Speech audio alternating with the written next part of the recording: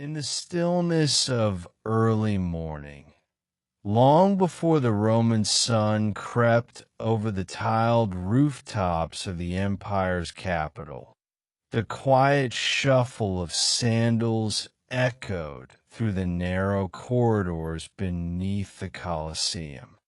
Dust floated through the torchlight like ancient ghosts, drifting between thick stone columns and rusted iron gates. It was here, in these dim tunnels below the grand arena, that the gladiators stirred, half awake, half dreaming, and fully aware that today could be the end. Their lives were a delicate thread pulled tight between survival and spectacle. And for many of them, the day began not with fear, but with routine. Each morning started the same. The air smelled of sweat, damp earth, and something else, something older. Some gladiators had names the crowd chanted. Others were simply replacements, new bodies in borrowed armor. They all trained, they all ate what they were given, and they all waited to be chosen. A quiet routine wrapped in a loud, violent purpose. In many ways, it was peaceful, predictable even, except for the looming truth. They never knew which match would be their last. Cassian was one of them, not a champion, not a slave either, just a man caught in between. Born a free citizen, he joined the ranks not by force, but by choice, a rare thing. He hadn't wanted fame. He hadn't even wanted fortune. For him, the games offered something else, a chance to disappear, to be no one.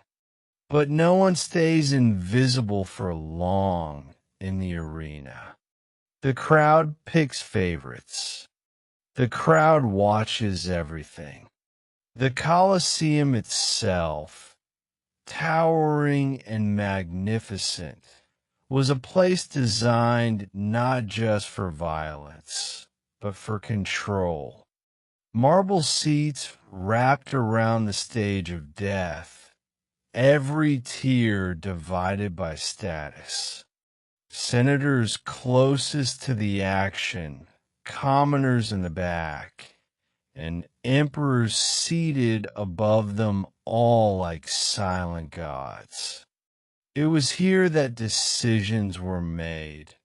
Who lived, who died, who returned for another fight. Sometimes the decisions were just for show. Sometimes they were deadly serious. The first time Cassian stepped onto the sand, the heat hit him before the noise. Sunlight poured down in sharp beams, turning the ground into a glowing gold sheet. He had practiced this moment 100 times in training. Step forward, keep the shield close, look straight ahead. But nothing prepared him for the roar of the crowd. They didn't cheer for him. They didn't boo either. He was just the new one, the unknown. Across from him stood a man twice his size, bare-chested and scarred, with eyes like smoke. The fight was over in less than a minute, not because Cassian won, but because the other man led him. A subtle shift, a misstrike, a decision. Cassian didn't understand it then, but later, as he scrubbed blood from his tunic and listened to the chatter of the others in the barracks, he realized it was a test, not of strength, but of story. If you had won, you lived. The men who lasted more than a few fights learned quickly how to survive. Some leaned into the drama, turning each appearance into a performance. Others stayed quiet and precise, letting skill carry them through. Most were somewhere in between. And in this strange, dangerous theater, friendships formed. So did rivalries. Not all the danger came from the enemy with a blade. Gladiators were often portrayed as fearless killers, but behind the armor and painted faces were men with quiet moments. Men who watched birds from small barred windows, who hummed old songs as they repaired broken sandals, who traced the names of lost brothers into the dust. There was no glory in these things, but there was something human in them, something real. Days blurred together, training sessions in the sun, meals in silence, sleep that came too easily. The rhythm lulled the mind, made the danger feel far away until it didn't. Until someone didn't return. Until the name was carved into the wall in the barracks. Just a name, nothing more. No ceremony. No goodbyes. Cassian became familiar with that rhythm. He learned to dodge before the blade came close. He learned to read a man's shoulders, his weight, his fear. He learned when to strike, when to wait. And slowly, the crowd began to notice him. Not because he was the strongest, but because he fought like he had nothing left to lose. The crowd loved that. They called him the Ghost, a man who kept coming back, quiet and pale and unreadable. But not everyone loved him. One of the veteran fighters, a towering man known as Vero, saw Cassian as a threat. Vero had been the arena's star for nearly 3 years, an unheard of streak. He was brutal, fast, and clever. But Cassian, with his silent presence and growing support, unsettled him. And in a place like the Colosseum, unsettling the wrong person could mean death, just not always in the way you expected. Cassian began to notice little things. Missing armor, a blade dulled overnight, a shift in his match assignments, tougher opponents, tighter turnarounds. At first, he said nothing. Gladiators didn't complain.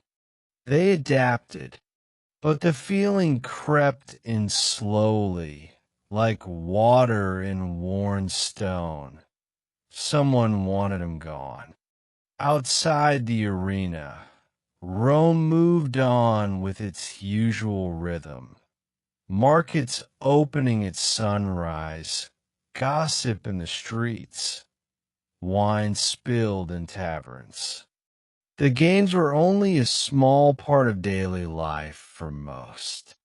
But for those inside the arena's shadow, the games were everything. They decided status. They fed rumors. They brought the empire together under one roof to cheer or scream or fall silent at the sight of blood. Behind the scenes, a man named Lucius watched all of it with quiet calculation.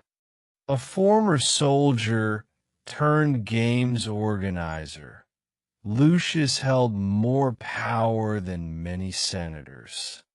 He chose matchups, balanced risk and drama, and made sure the emperor was entertained.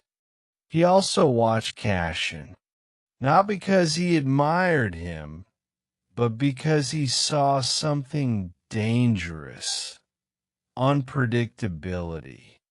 Unpredictability didn't sell. Spectacle did. Predictability, stories that could be shaped and sold. That was the business.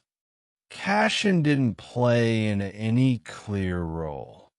He didn't laugh with the others, didn't taunt his opponents, didn't beg for mercy or deliver dramatic speeches.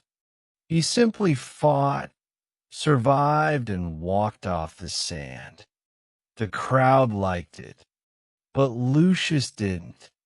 One evening, just as the lanterns flickered on and the arena was being cleaned for the next day, Cassian was called to Lucius's chambers. A rare thing. The message was short. Just a name. Tomorrow, you face Vero. The silence that followed was heavier than any sword. Cassian didn't respond. He didn't ask why. He simply nodded and walked back to his quarters, his mind already racing. It wasn't just a match. It was a message. One of them wasn't supposed to come back. That night, sleep didn't come. Outside, a soft wind moved through the trees near the training yard, whispering across the worn stone walls. Inside, Cassian sat with his back against the wall, tracing the shape of his sword's hilt with one hand and listening for footsteps. He didn't know if he'd survive tomorrow. He only knew that something about this fight felt final. And somewhere beneath that quiet fear was another thought, a strange one, a dangerous one. What if he didn't fight?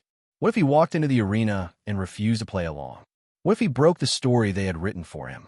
But Rome didn't like broken stories, and the crowd didn't cheer for silence. As dawn slowly crept toward the horizon, painting the edge of the world in pale gold, Cassian stood and picked up his sword. The time had come. The arena waited. So did Vero. So did death. And somewhere, in the hidden corners of the Colosseum, someone else waited too. Someone who didn't cheer. Someone who watched. But who and why? The morning sun rose slowly, casting a warm orange glow over the cracked stone paths of Rome.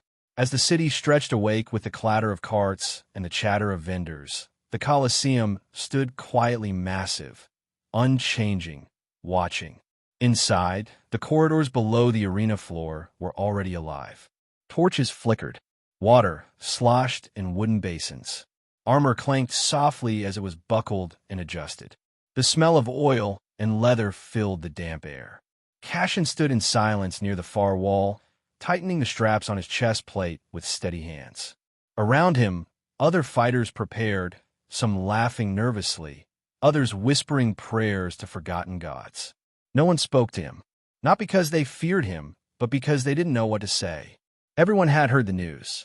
Cassian was to fight Vero, and most of them expected that only one of them would return.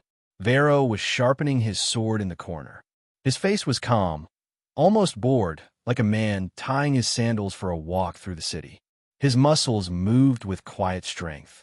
He'd killed faster men, bigger men, smarter men, and now he'd be asked to kill Cassian.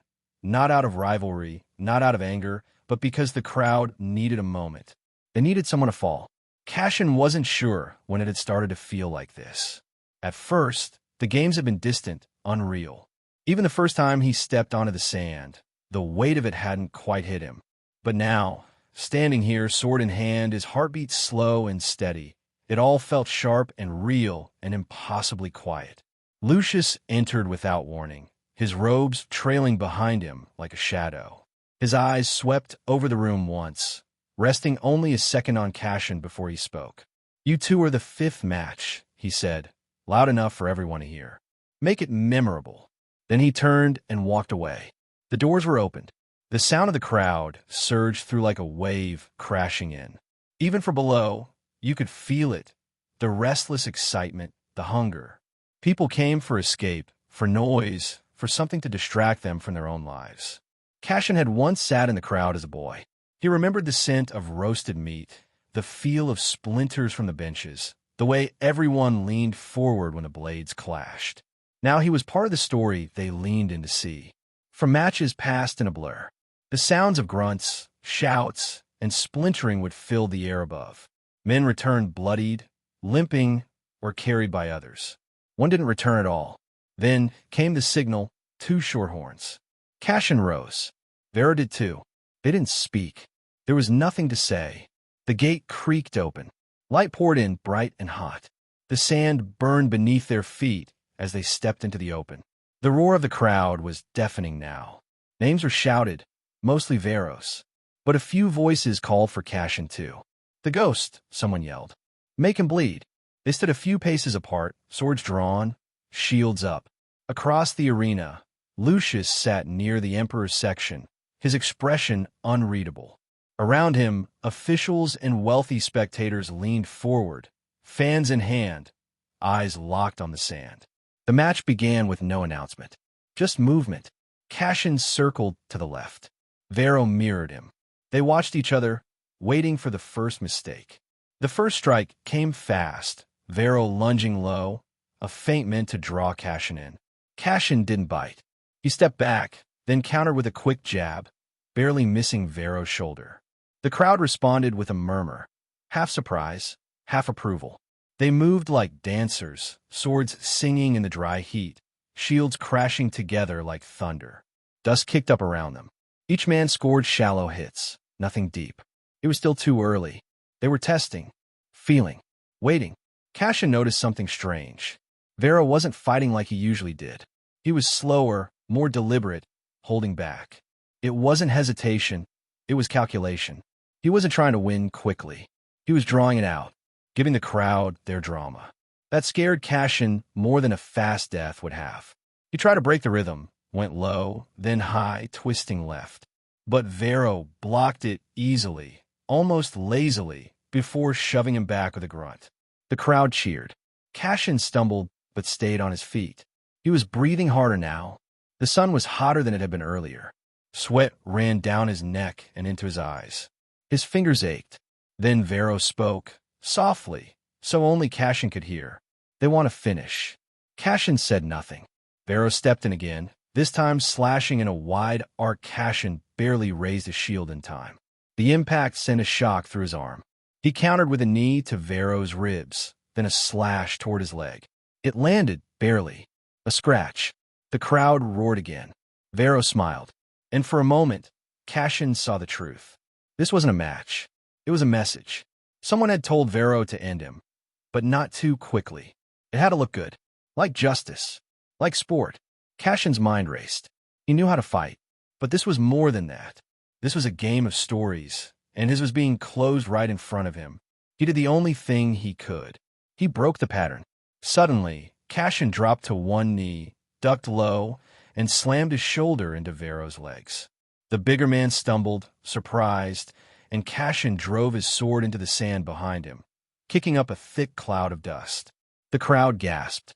In the chaos, Cassian rolled sideways, regained his feet, and turned just as Vero rose with a growl. They were both breathing hard now. The crowd had gone quiet, watching, waiting, and Cassian knew then, if he was going to die, he would do it on his terms. Not as a tool, not as a character, but as a man. He held his sword steady. Vero stepped forward again, slower this time, and Cassian did not move. A moment passed, then another. Vero raised his blade and hesitated. For the briefest moment, their eyes met. Something shifted. Then a voice rang out, not from the crowd, but from above. "Stop!" It was Lucius. The crowd murmured in confusion. This never happened. The fight had not ended. No one had fallen. Vero lowered his sword. Cassian didn't understand. Lucius stood now, arms folded, looking down at them with narrowed eyes. He said nothing more. A signal was given. The match was ended. Just like that. The crowd erupted, some cheering, some booing. But the order had been given. The gate opened. Guards stepped forward. Cassian and Vero exchanged no words as they were led off the sand. But something had changed. Something neither of them could name yet. Back in the corridor, Cassian sat alone, heart pounding. He should have felt relief. But he didn't. He felt watched. Someone had stopped the match. Someone had spared him. But why? And what would it cost? The answer, whatever it was, waited in the shadows. And the games weren't over yet.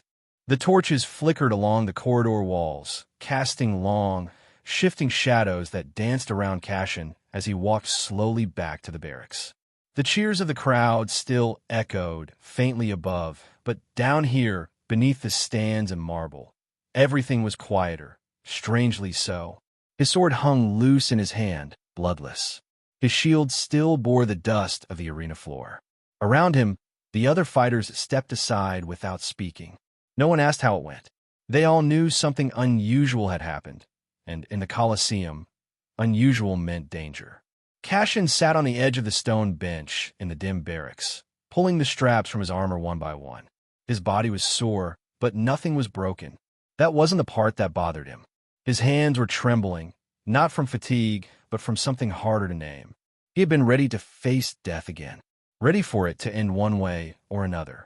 And yet, the match was stopped by Lucius himself. That never happened. No one interrupted a fight in progress unless something was very wrong or very planned. Across the barracks, Vero entered quietly. He didn't sit. He didn't remove his armor. He stood for a moment, then slowly walked toward Cassian. The others pretended not to watch, but every eye flicked in their direction. Cassian looked up. Vero's voice was low. "That wasn't my call." "I know," Cassian said. Vero looked down at him, arms at his sides. "They think you're something now. Something to be shaped. They don't stop fights to save lives. They stop them when the story gets more valuable than the ending." Cassian didn't respond right away. He was still trying to piece together what story they were telling now. Why him? Why now? Vero leaned in slightly, just enough for only Cassian to hear. "Whatever happens next, be ready. You're not just a fighter anymore." Then he turned and walked away. Cassian sat still for a long time, listening to the sound of water dripping from somewhere in the ceiling and the distant hum of the arena being cleaned. Bits of armor clinked softly in the background. Somewhere nearby, someone was humming, a low, tuneless melody that rose and fell like breathing. He didn't sleep that night. Not fully. The barracks were too quiet. The kind of quiet that settled into your bones.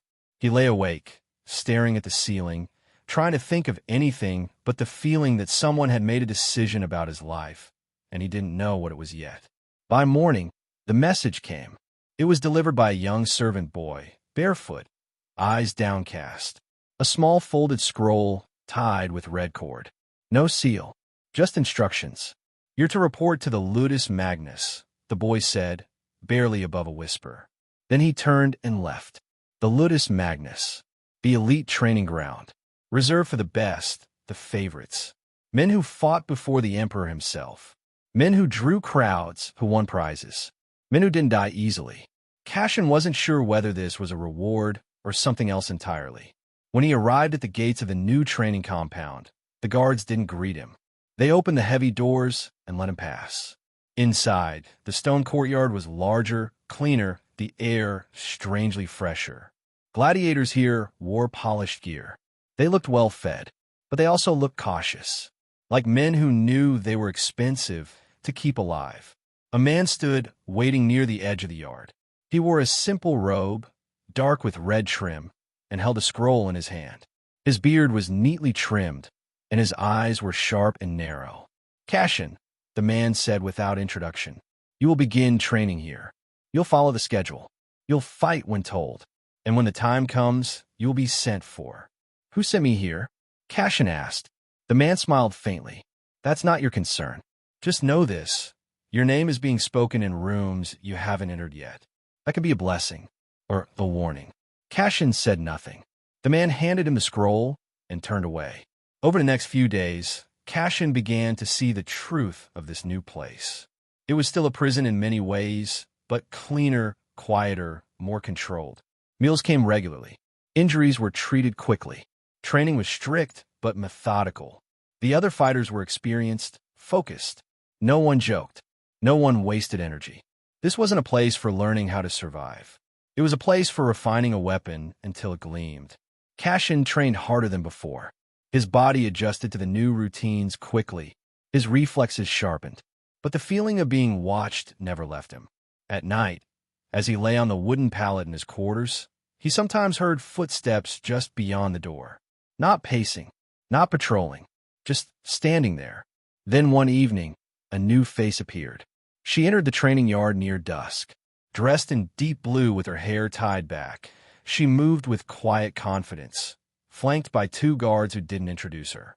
The men in the yard stopped what they were doing and bowed their heads slightly, not out of fear but recognition. She wasn't royalty, but she was something close to it. She looked at each fighter in turn until her gaze settled on Cashin. "You're the one they call the Ghost," she said. Cashin stood, brushing dust from his palms. "I've been called worse." She smiled slightly. "They say you don't play by the rules. They say a lot of things." She stepped closer. Her voice was calm, but held a certain weight. "The Empire is changing. People are watching more closely. The games still matter, but so does the message behind them. You've drawn attention. That means you're useful. For now." "To who?" Cashin asked. She looked toward the distant walls of the Colosseum. "To whoever needs you next." Then she turned and left, her guards falling into step behind her. Cashin stood in silence for a long moment. The sun dipped low, painting the sky in muted purples and oranges. Somewhere behind him, the sounds of metal striking would resume as training continued. But in his chest, something had shifted. He wasn't just a fighter anymore. He was a symbol, a tool, maybe even a threat. But for what purpose? He didn't know. Not yet. But someone did, and they were getting closer. What Cashin didn't realize, what he couldn't possibly know, was that his next fight wouldn't take place in the Colosseum at all. It would begin in secret, and it would change everything. The days that followed moved slowly, with a strange quietness that felt more like the calm before a storm and peace. Cashin settled into his new routine at the Ludus Magnus, but it was different from before. Everything here was measured, calculated. The sparring matches were more controlled, less about survival and more about precision. Every movement was studied. Every fighter was watched. It didn't feel like training. It felt like preparation for something bigger, something unspoken. Cashin kept mostly to himself, speaking only when needed, watching more than he talked. The other fighters respected him, but they didn't approach him casually. There was a space around him, not of fear, but uncertainty. They'd all heard the story. The Ghost, spared in a match that should have ended in death. The one who made the crowd quiet. The one who got transferred without explanation. But one fighter did break the silence. His name was Milo, a former soldier turned gladiator who had survived long enough to earn a private room and better meals. He was older than most, calm, lean, and careful with his words. He joined Cashin during evening drills one night, wordlessly falling into rhythm beside him. After a while, he spoke without turning his head. "You should know something," Milo said. "They don't move people here unless there's a reason. You're part of a bigger plan now." Cashin looked at him. "Whose plan?" Milo shrugged. "That depends on who wants you more. The games are about stories now. People remember faces. And when the crowds remember, the Senate starts watching too. That's when the real danger starts." They trained in silence after that, but Milo's words stayed with him. Cashin noticed the changes gradually. First, it was his match schedule. He wasn't fighting anymore. Days passed, then weeks. He trained daily, sharpened his skills, but his name was never listed for the arena. Then came the meetings, quiet summons delivered by servants, brief conversations with men in fine robes who never gave their names, questions asked with polite smiles. Where is he born? Who were his parents? Did he have debts? Had he ever fought in the legions? Did he have loyalty to anyone in the city? He answered cautiously, truthfully, but without detail. He didn't trust any of them. And still, the meetings continued. Then, one morning before the sun had risen, he was awakened by a knock at his door. Not a sharp bang like a soldier, but a soft, measured knock. When he opened it, Milo was standing there with a simple message. Get dressed. They want you at the palace. Cassian blinked. The Emperor? No, Milo said. Worse. The people who speak before the Emperor listens. The ride through the city was quiet. Cassian sat in the covered carriage, watching through the slit as Rome passed by. Quiet in the morning light, its streets just beginning to stir. He didn't feel like a prisoner, but he didn't feel free either. The guard said nothing. The wheels clattered on the stones. When they arrived, it wasn't the palace but a tall, narrow building near the forum. White stone, guarded gates, no markings, the kind of place most citizens never noticed. Inside, a long hall led to a quiet chamber lined with columns. A single table sat in the center, and behind it, 3 figures in plain robes. Not soldiers, not priests, not senators. They didn't introduce themselves. They didn't offer food or wine. You've caused trouble, the man in the center said, voice even, hands folded. But useful trouble. Cassian didn't respond. You stood toe-to-toe with one of the Empire's fiercest fighters, the man continued. And the crowd asked for more. That means something. But we're not interested in your sword. We're interested in your silence. Cassian tilted his head slightly. I'm not known for talking. Exactly, said the man to the left, an older figure with sharp eyes.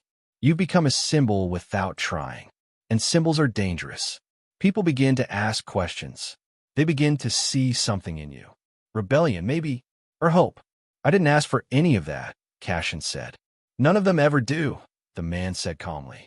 That's why it works. They leaned forward slightly. We want to use that. Not in the games. Outside of them. Cassian frowned.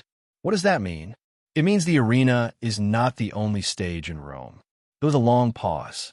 Then the man said, there's a senator. His name is Flavius Petronius. He's been stirring unrest, questioning the games, the spending, the way power moves in this city. Too many are listening. If he continues, the balance shifts. Cassian stayed silent. We won't place someone near him. Someone the people trust. Someone who understands how to survive when watched. Someone whose presence alone will change the narrative. You want me to spy on him? Cassian asked, voice flat. Not spy, the older man said. Just observe. Be seen. Influence the story. Make it go the right way. Cassian stood still for a long time. Finally, he said, and if I say no? The silence that followed was heavy. Then the first man smiled faintly. Then you go back to the sand. And this time, no one stops the match. Cassian nodded once. Then I suppose I'll need new clothes. They gave him a new name, a new role. He was no longer a gladiator, at least not officially. To the world, he was a decorated champion granted a temporary position advising the Senate on matters of public morale. It sounded like an honor, but it was a disguise. Flavius Petronius lived in a villa on the Aventine Hill, elegant but not excessive. Cassian was sent there as a guest, introduced with much ceremony. The senator greeted him with warmth and curiosity, clearly surprised to see a fighter in his halls. You've seen the inside of the arena, Flavius said as they walked the garden. What do you think of it? Cassian looked ahead. It's loud, it's bright, and it ends fast. Flavius chuckled. A fair summary. And the crowd? They want a story. Flavius stopped walking. So do I. Cassian looked at him. I want to change the ending, Flavius said quietly. Not just in the arena. In Rome. Cassian said nothing. But in that moment, something changed in him. This man, he wasn't what the others said. Or maybe he was. But there was something real in him. Something tired. Something honest. And for the first time, Cassian wondered, what if the wrong people were watching him all along? What if the story they wanted him to tell wasn't the one that should be told? And what would happen if he chose to tell a different one? That question stayed with him. Because deep in the heart of Rome, in the space between sand and stone, between the roar of the crowd and the whisper of politics, Cassian had become more than a man with a sword. He had become a turning point. The days in Senator Flavius Petronius's villa moved slowly, but they were far from dull. From the outside, it looked like a peaceful place. Stone columns wrapped in ivy, quiet gardens with worn marble benches, birds nesting in the corners of the tiled rooftops. Servants moved about gently, barely heard. But beneath the calm surface, There was a quiet kind of pressure in the air, like everyone was waiting for something or someone. Cassian kept mostly to himself. He attended meetings when summoned, listened when spoken to, and answered questions with just enough words to stay polite. He wasn't trusted, not fully, but he wasn't watched as openly anymore.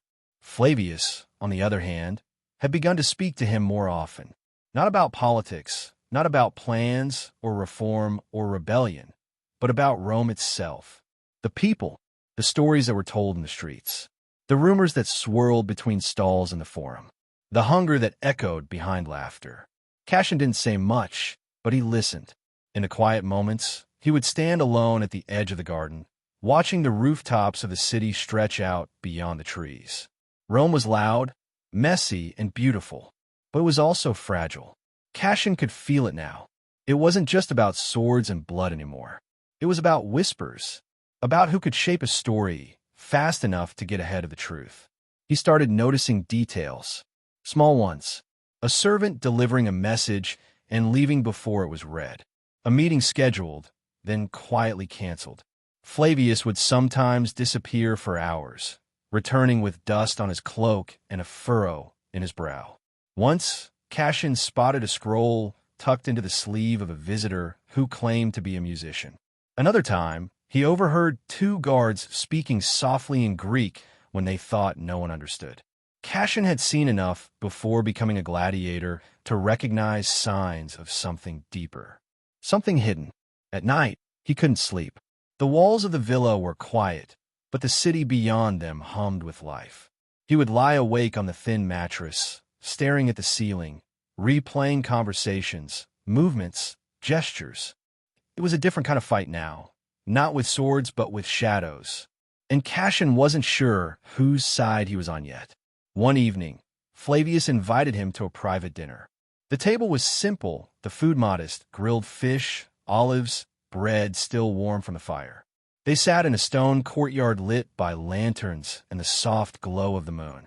For a long time, neither of them spoke. Then Flavius looked at him and said, "You don't trust me." Cassian looked back. "Should I?" Flavius smiled faintly. "No, I suppose not. Not yet." He poured 2 cups of wine and pushed one across the table. "I've spent years walking a line between truth and silence. You'd be surprised how closely they resemble each other in this city." Cassian sipped the wine. It was strong but clean. Flavius continued, "You weren't chosen by accident. The people watch you, and the Senate watches the people. Everything is connected now. And you?" Cassian asked, "What do you want?" Flavius leaned back in his chair. "A different Rome. One where men like you aren't just used to entertain the crowd and then thrown away. One where people question the stories they're told." Cassian nodded slowly. "That's a dangerous thing to want." "I know," Flavius said quietly, "but it's worth wanting." After that, Cassian found himself thinking about his past more often, not just the matches but what came before. He remembered his father, a stonemason whose hands were always cut and rough, but who never raised his voice. He remembered his mother humming as she folded laundry, telling him stories about brave soldiers and quiet heroes. They had died during a plague when Cassian was barely 16. After that, life became something to get through, not something to shape. The choice to become a gladiator hadn't been dramatic. It had been practical: a place to sleep, a place to eat, a way to disappear into something bigger than himself. He had never thought he'd come out the other side, let alone be given the chance to become something else entirely. But that chance came with strings. And lately, those strings were tightening. A week later, during a stormy afternoon, Cassian was walking the outer corridor of the villa when he heard a sound behind one of the closed doors. Not a voice, something softer. The sound of parchment being handled. Light footsteps. He paused, pressed his hand gently against the wood, then moved past it without stopping. That night, he returned. The door was unlocked. Inside, the room was small and dimly lit by the last light of the storm-drenched sky.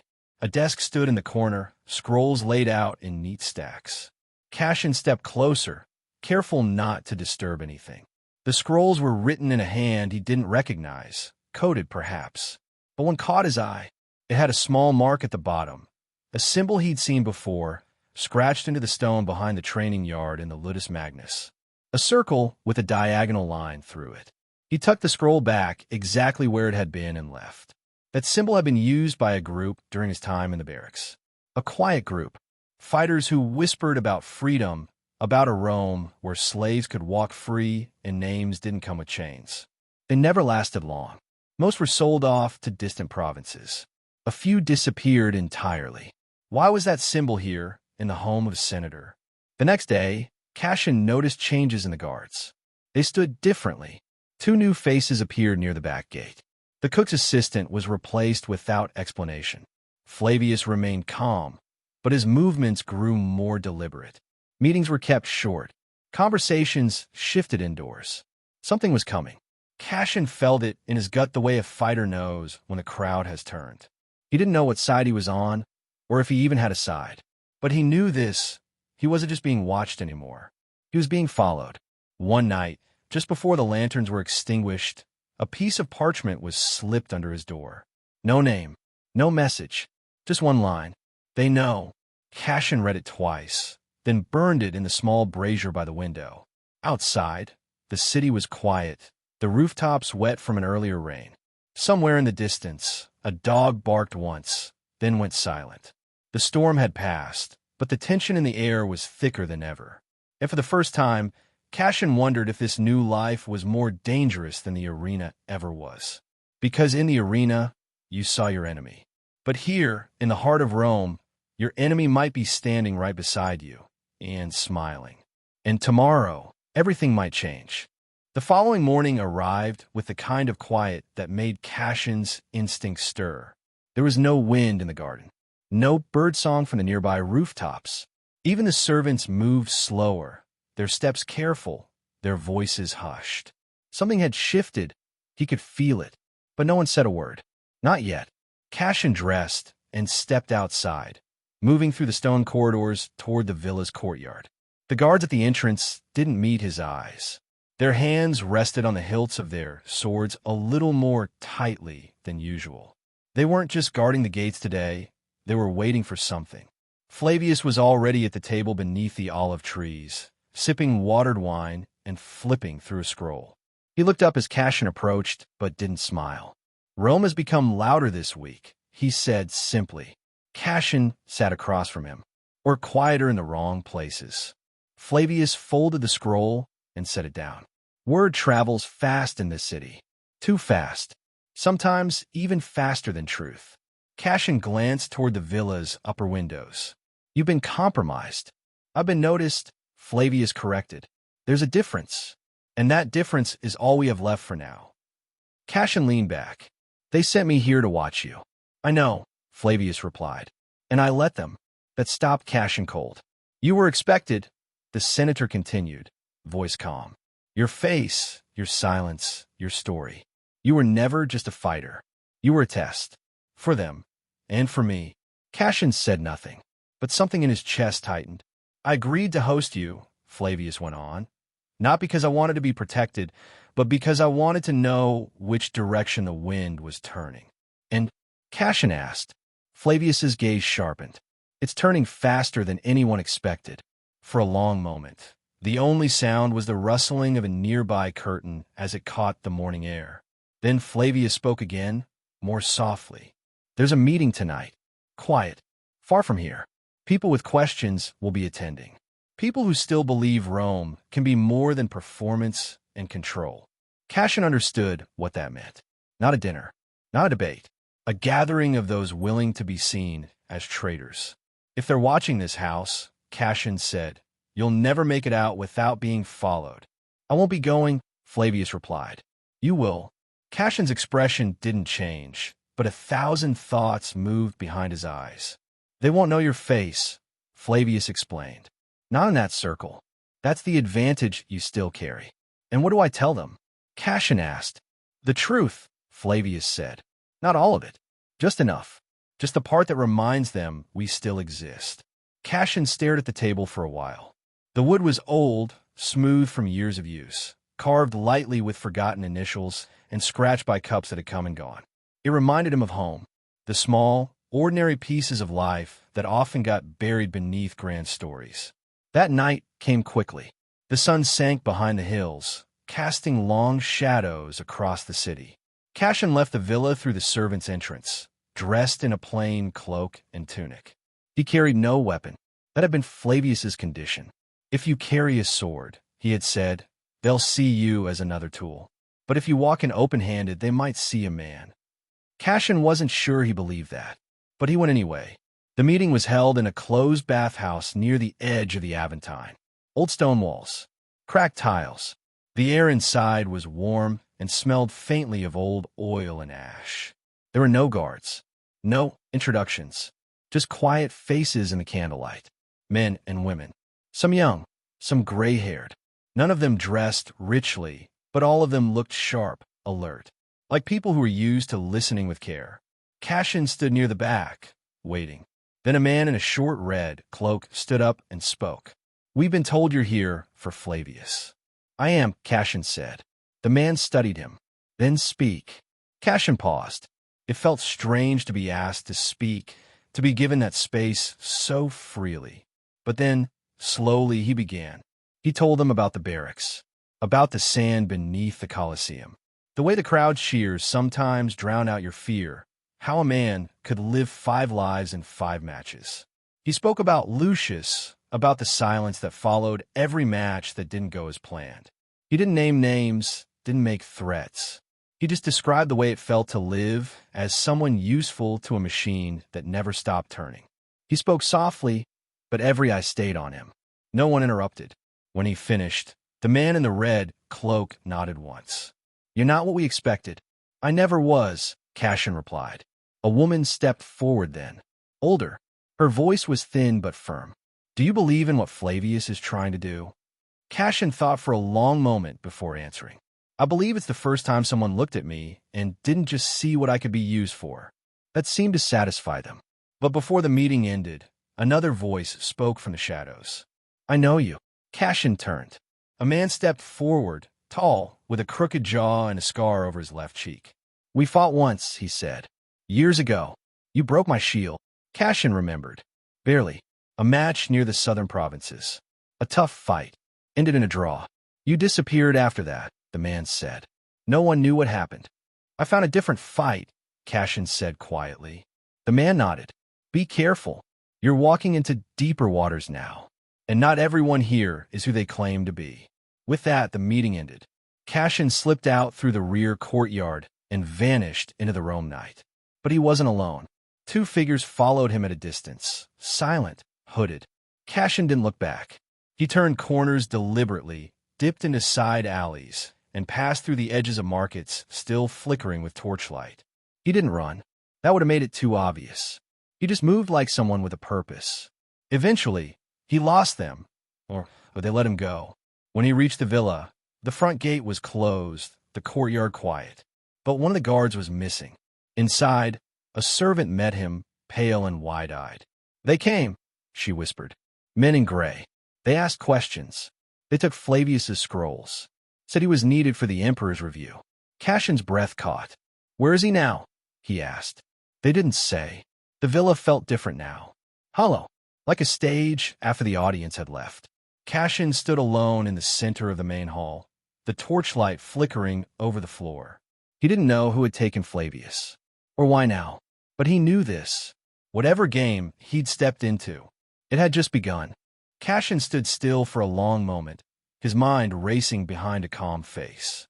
The villa that had once felt like a haven now felt like a trap. The marble floors, the quiet corridors, the trimmed garden. They were all just parts of a set, carefully arranged to create a sense of safety. But the illusion had broken.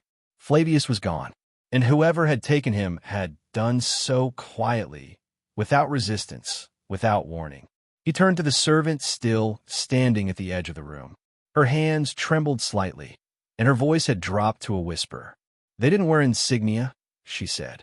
"Just gray cloaks, short blades." They knew where to look. They went straight to his study, took the scrolls, then walked him out. No shouting, no blood. Cassian nodded, the weight of her words pressing on his chest. He knew what that meant. These weren't common city guards or palace soldiers. They were the kind of men who didn't appear in records, quiet enforcers of powerful voices, trained to erase problems before they became visible. And now, Flavius was one of those problems. Cassian walked slowly through the villa, retracing his steps from earlier that day. Everything looked the same, but now every detail felt suspicious. The missing guard, the unanswered questions, the shadow at the edge of the bathhouse during the meeting. Something had been set in motion, and it had moved faster than anyone expected. In Flavius's study, the shelves had been cleared. Not ransacked, cleared. Whoever came had done it with precision. The desk drawers sat empty. Even the personal items, a ring dish, a broken quill, a folded cloth with wax residue, were gone. The only thing left was a single candle burned halfway down and still faintly warm. It hadn't been gone long. Cassian ran a hand along the edge of the window frame, then stopped. Something small was wedged in the corner of a ledge, almost invisible in the shadows. A strip of parchment, no larger than a finger, pressed flat beneath a loose stone. He pulled it free. The message was short, barely a few words. Not the Senate.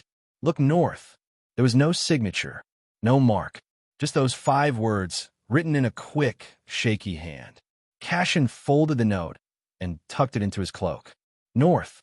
That could mean anything, northern districts of the city, perhaps, or the hills beyond the walls. But it wasn't random. Whoever wrote it wanted him to understand. It was a direction and a warning. If the Senate hadn't ordered Flavius's arrest, then someone else had. Someone outside the public eye. Cassian stepped back out into the courtyard. The night was still thick with heat, but a faint breeze had started to move through the trees. The villa was too exposed now, too vulnerable. He needed to leave. But before he could move, a voice called to him from behind. "You're still here." Cassian turned to see Milo stepping through the gate, cloak drawn tight around him. His face was calm, but his eyes carried urgency. "How did you find me?" Cassian asked. "I never lost track," Milo replied. "You're not the only one who's being watched." Cassian walked toward him. Flavius was taken. No sign of where they went. No sign of who gave the order. Milo nodded grimly. "I heard. That's why I came." "You knew this would happen?" "I knew it was close," Milo said. "He's been pushing too hard, too publicly. They warned him weeks ago." "Who warned him?" Milo looked away for a moment. "People who walk between Senate chambers and dark cellars. The kind of people who don't write down orders, but still expect them followed." Cassian's jaw tightened. He said he wanted change. He said the people deserved truth. He believed that, Milo said. But belief doesn't protect you in this city. Cassian took out the parchment and handed it to Milo. This was left behind. Milo read it and gave a slow nod. "North, there's a compound outside the city, near the old aqueduct ruins. No markings, no road signs, just a stone gate and quiet men who don't answer questions. They keep certain people there. Temporarily, usually, until decisions are made." "Then that's where I'm going," Cassian said. Milo placed a hand on his shoulder. "Don't go alone. They won't expect you to walk through the front door, but if you do, they won't hesitate." "I'm not walking through the front door," Cassian said quietly. He didn't explain further, and Milo didn't ask. That night, Cassian left through the back alleyways, cutting through narrow streets, avoiding lamps, crossing quiet courtyards where cats watched from rooftops. He wore simple clothes, the hood low, and no visible weapon. But beneath his belt, tucked into a cloth wrap, was a small dagger, old, unshined, but sharp. He moved quickly, passing through the northern gates before midnight. The guards barely noticed him, another cloaked traveler returning to farmland. He knew these outskirts well. They were dry, stony, often quiet. But that quiet now felt heavy. By dawn, the outline of the aqueduct ruins came into view, crumbling arches standing like teeth against the pale sky. Below them, overgrown grass and wild vines twisted through old stone paths. And beyond that, just barely visible through the brush, a rectangular wall of gray stone, a compound with no banners, no flags, no signs. Cassian crouched behind a ridge, watching. 2 figures stood by the main entrance, motionless. Another walked the perimeter slowly. They wore gray. just like the ones who took Flavius. There were no windows in the lower walls, only a single narrow balcony near the top. Cassian waited, still as stone, as the sun climbed higher. He needed a plan. He needed to get in. But more than that, he needed to understand. Why had Flavius been silenced now? What had they found in the scrolls? What were they afraid of? And how much time did he have before they erased everything? Because Flavius wasn't just a man. He was a voice, a thread in something larger. And somewhere inside that silent building was a piece of the truth. Cassian could feel it, and he wasn't leaving without it.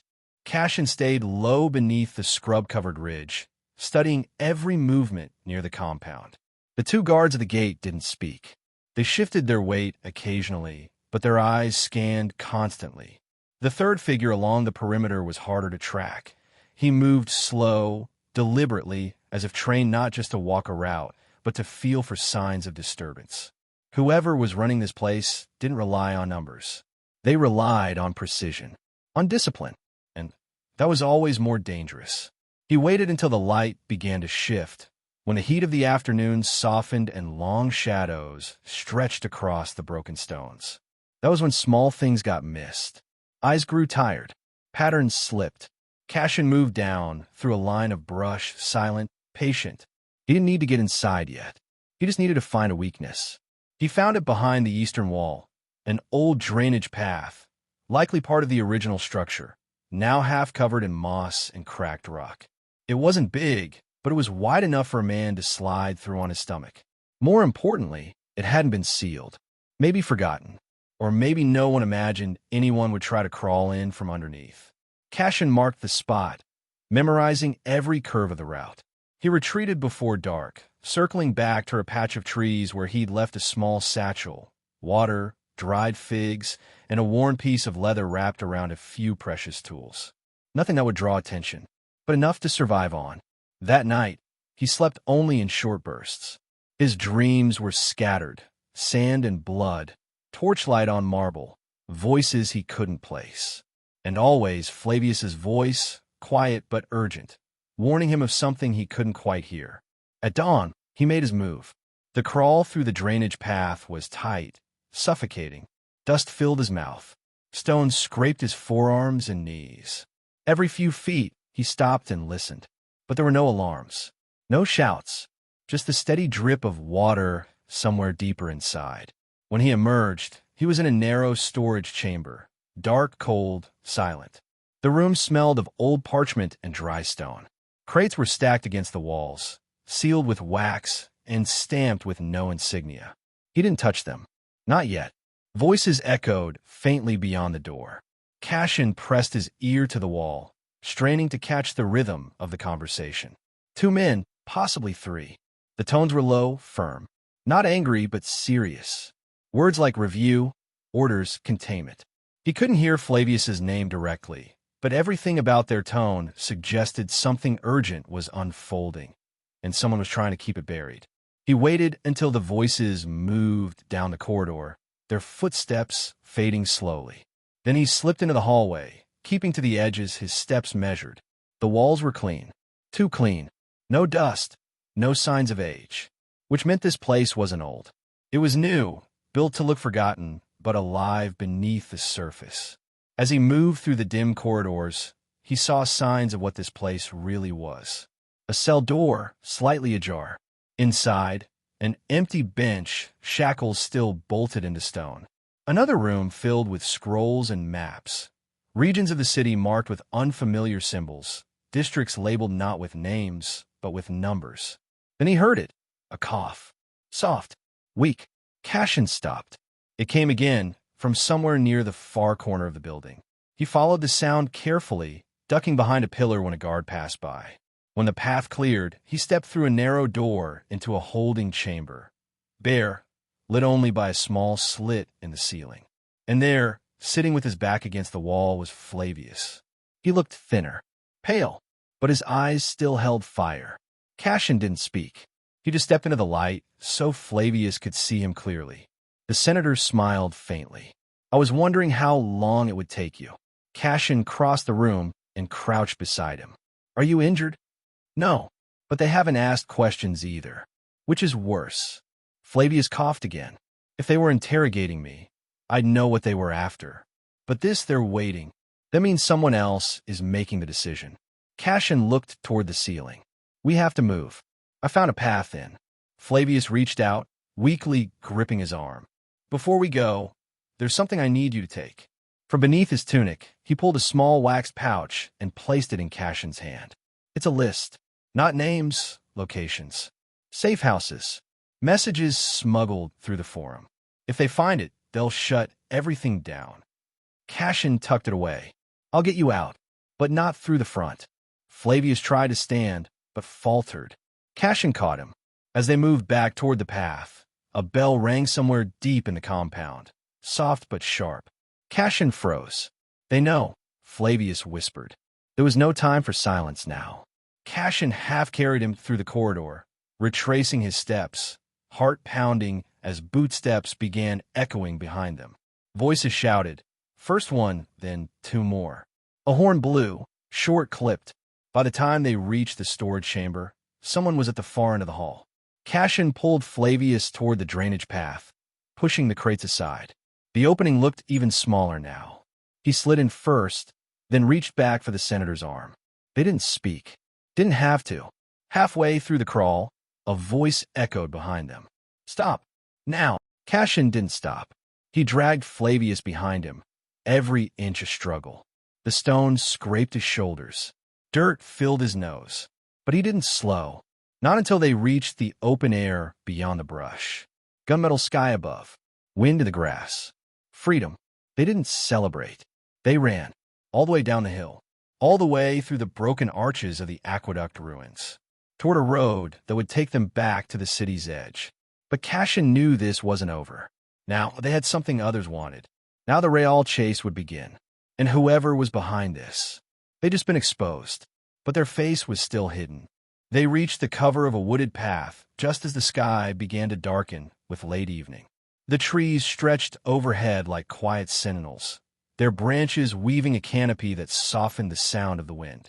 Cassian helped Flavius ease down beside a thick oak, and for a while they just listened, ears trained for signs of pursuit. The woods were quiet, too quiet. Cassian's breath was heavy, but his eyes stayed alert. He scanned the ridge above them, the road behind, and the undergrowth ahead. Nothing moved. Still, he didn't relax. Quiet could mean safety, or it could mean they were being allowed to run. Tracked. Watched. He had seen it before in the arena, when an opponent pretended weakness just long enough to strike. Flavius leaned back against the tree trunk. His chest rose slowly. They let us go, he said, voice low. Cassian turned. You think that? They could have caught us, Flavius whispered. They had the advantage. The numbers. The terrain. But they didn't. They sounded the alarm too late. Cassian didn't answer, because he was thinking the same thing. The escape had been too clean, too quiet, almost staged. I think, Flavius added, someone wanted you to take the list. Cassian reached into his cloak and pulled out the wax pouch. It was still sealed, still warm from where he'd held it. He hadn't looked inside yet. Not completely. Just glimpsed the edge of a parchment marked with coded coordinates and fainting stains. If it had been planted, it meant they were being manipulated. Again, he put it away carefully. We can't go back to the villa, Cassian said. They'll be waiting. I know, Flavius said. We need to vanish. At least for a while. Where? Flavius didn't answer right away. He closed his eyes for a moment. There's an old granary outside the 4th district, near the collapsed aqueduct tunnel. Years ago, it was converted into a textile storage. Now it's mostly forgotten. But underneath, there's a chamber. Cassian frowned. A chamber? Used by scribes during the war, Flavius explained. Now, it's just dust and old ledgers. But it's safe, hidden, and only a few still know how to get in. Cassian stood. Then that's where we go. They moved slowly through the night, avoiding main roads, sticking to narrow paths and back trails. Twice they heard hooves in the distance, but no riders came close. Flavius leaned on Cassian more than once, his strength fading, but his spirit unbroken. That, more than anything, kept them moving. By the time they reached the granary, Dawn had started to tint the sky with thin light. The building sat low to the ground, wide and crumbling, its roof partially caved. No windows, no guards, just an old chain looped through the main door. Cassian broke it with a stone and stepped inside. Dust swirled in the air. Empty shelves lined the walls. Bales of brittle cloth sat in the corners, untouched in years. It didn't look like much, but that's what made it perfect. Flavius led him to a trapdoor beneath a pile of worn crates. Together, they lifted it and descended into the darkness below. The chamber smelled of earth and damp stone. A single torch holder jutted from the wall, and Cassian lit it with a spark from his belt.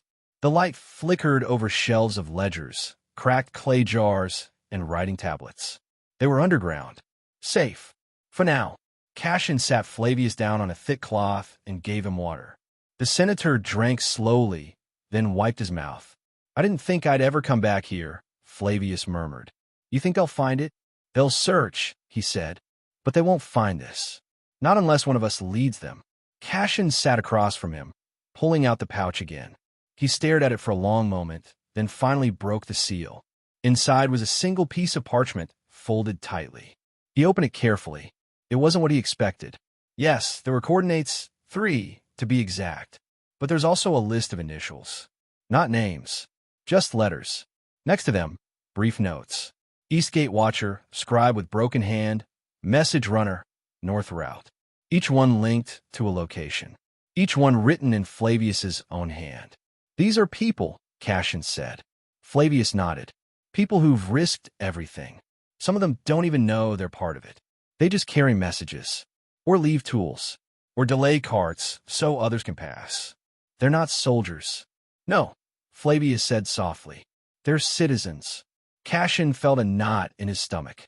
"These people," he said, "they'll be targets. If they're discovered," Flavius agreed. "That's why I wrote only initials. That's why I memorized the rest. So if they took the list from me, it wouldn't make sense." Cassian stared at the parchment again. These weren't rebels. Not in the way he'd imagined. They were threads in a web of quiet resistance. Not shouting in the streets. Just nudging, guiding, slowing the spread of rot. And that's what made them dangerous. "What do we do now?" Cassian asked. "We find a first location," Flavius said, "and make sure the message got through." Cassian folded the list and tucked it away again. His shoulders ached, and his eyes were heavy from lack of sleep. But he knew they couldn't stop. Not now. Somewhere, back in the heart of Rome, the people who had sent those gray-cloaked men were watching. Maybe not from windows. Maybe not even from within the city walls. But they were there, and they were waiting to see what Cassian would do next. The conflict wasn't just about Flavius anymore, or gladiators, or even politics. It was about control, about who could shape the story before anyone else. Cassian wasn't trained for this kind of fight. He wasn't a politician. He wasn't a leader. But the people behind those initials were.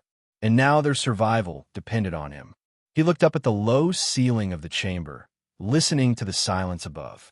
Then he whispered to himself, almost as if to remember. No more waiting. Cassian didn't sleep that night. Not really.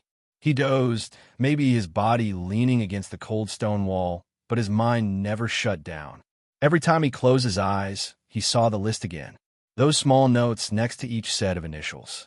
The quiet kind of resistance that lived in alleys and behind locked doors. Not loud speeches or banners, but nods and signals passed between strangers. It wasn't a war in the open. It was something deeper, older, and now it had teeth. Flavius was still asleep on the other side of the room, breathing shallowly. Cassian checked his pulse once or twice, just to be sure. The senator was holding on, but the escape had worn him down. He wasn't built for running or hiding. He was a voice, a strategist. But voices could still be silenced. And Cassian wasn't about to let that happen. By dawn, he'd made his decision. He couldn't stay here, hidden underground, while the network of citizens on that list hung out in the open without knowing the danger creeping toward them. He didn't know who was being followed, or who might already be compromised. But if any of those connections were broken, the whole thing could collapse. Quietly, permanently. He gathered what little supplies they had, bread, water, and a small blade he kept sheathed in his belt. He wrapped Flavius in an extra blanket and left him with the last torch, now dim but still burning.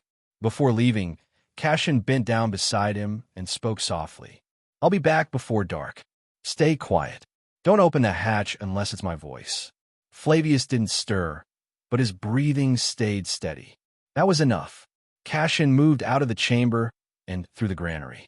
The sky was just beginning to lighten, a thin orange band above the eastern ridge. Birds were starting to call. A light mist clung to the ground. The road ahead looked peaceful, but he knew better. He headed first to the Eastern Gate District, the place marked by the first coordinate on the list. The initials there were SH, and a note beside it read, "Market Stalls, Fish Merchant's Apprentice." Cassian walked carefully through the district, hood drawn low. The market was just starting to wake. Carts rolled in. Merchants opened their shutters. Fishmongers dumped crushed ice into wooden bins, preparing for the day. Cassian watched them all before spotting a tall, thin boy carrying a sack of salted mackerel. He was maybe 17, with sharp eyes and fast hands. The kind of person you'd miss if you weren't looking. Cassian waited until the boy ducked behind a stall to unpack crates. "You're SH?" Cassian asked, stepping close. The boy turned quickly, startled. His eyes narrowed. "Who's asking?" Cassian didn't answer directly. He reached into his cloak and handed over a folded sliver of parchment, one of the old call signs Flavius used, marked with a half circle and a vertical line. Quiet, subtle, not official, but it worked. The boy studied it for a second, then looked up. "You're the Gladiator." Cassian tensed. "You know me? Everyone knows you," the boy said. "Or at least, we've heard about you. They say you walked out of the arena when no one else could." Cassian said nothing. He didn't care about the stories. He only cared about whether the boy was still safe. "Anyone watching you lately?" Cassian asked. 2 days ago, a man in gray came by, the boy said, lowering his voice. "Didn't buy fish.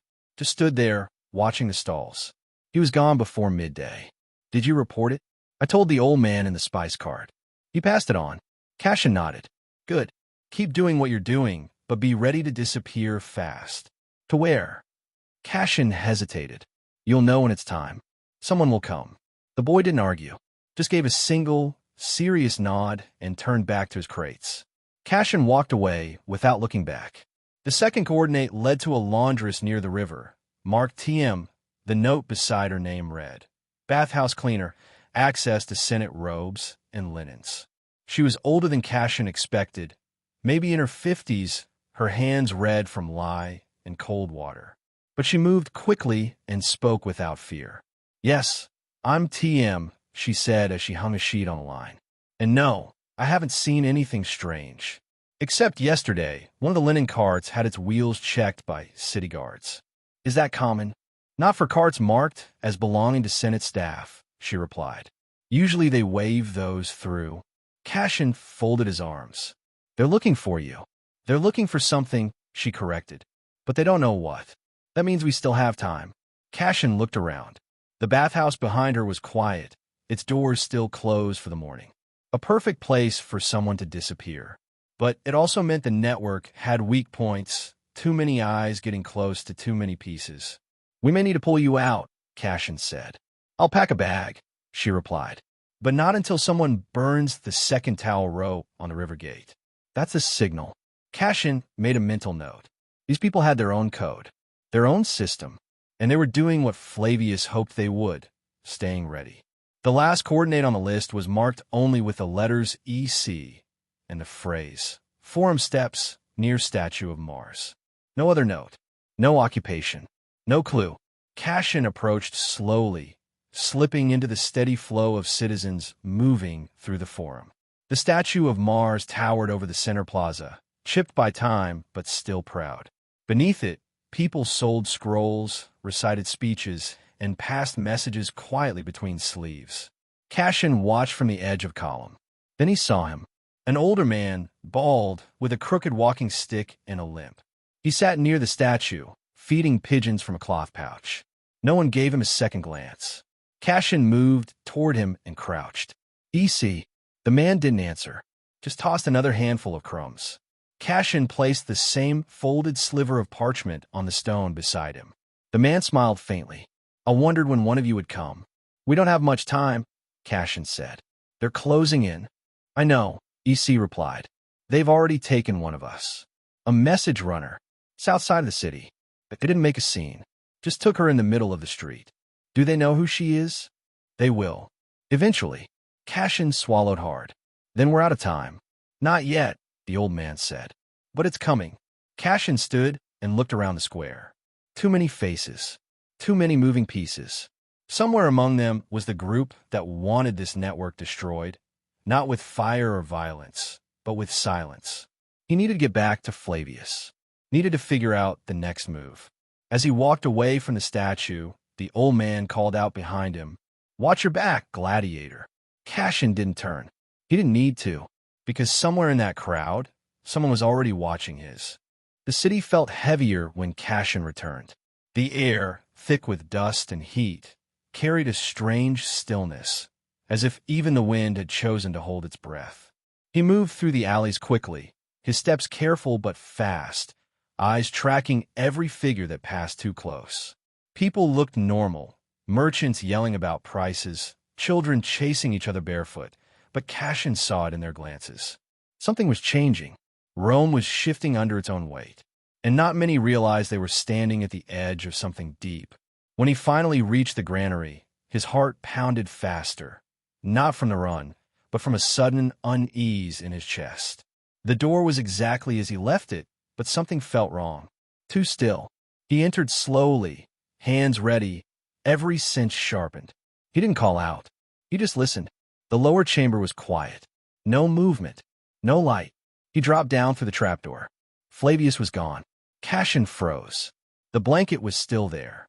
The torch burnt to the base. The room was untouched except for the heavy absence of the one man who wasn't strong enough to leave on his own. For a few seconds, Cassian didn't move. His breath was shallow. Then, he crouched and inspected the floor. Dust had been disturbed, not just from footprints, drag marks, as if Flavius had been carried, not willingly. A few feet away, something caught his eye. A coin, not Roman, foreign, worn smooth by time, left behind on purpose. Cassian's pulse quickened. He moved fast now, back up through the trapdoor, back through the broken granary, out into the light. But there were no clues, no figures waiting. Whoever had taken Flavius had done so in the time Cassian was gone, swiftly, quietly, without breaking anything, just like before. But this time, they hadn't left a warning. They'd left nothing but silence. Back in the woods, he circled twice before spotting movement through the trees.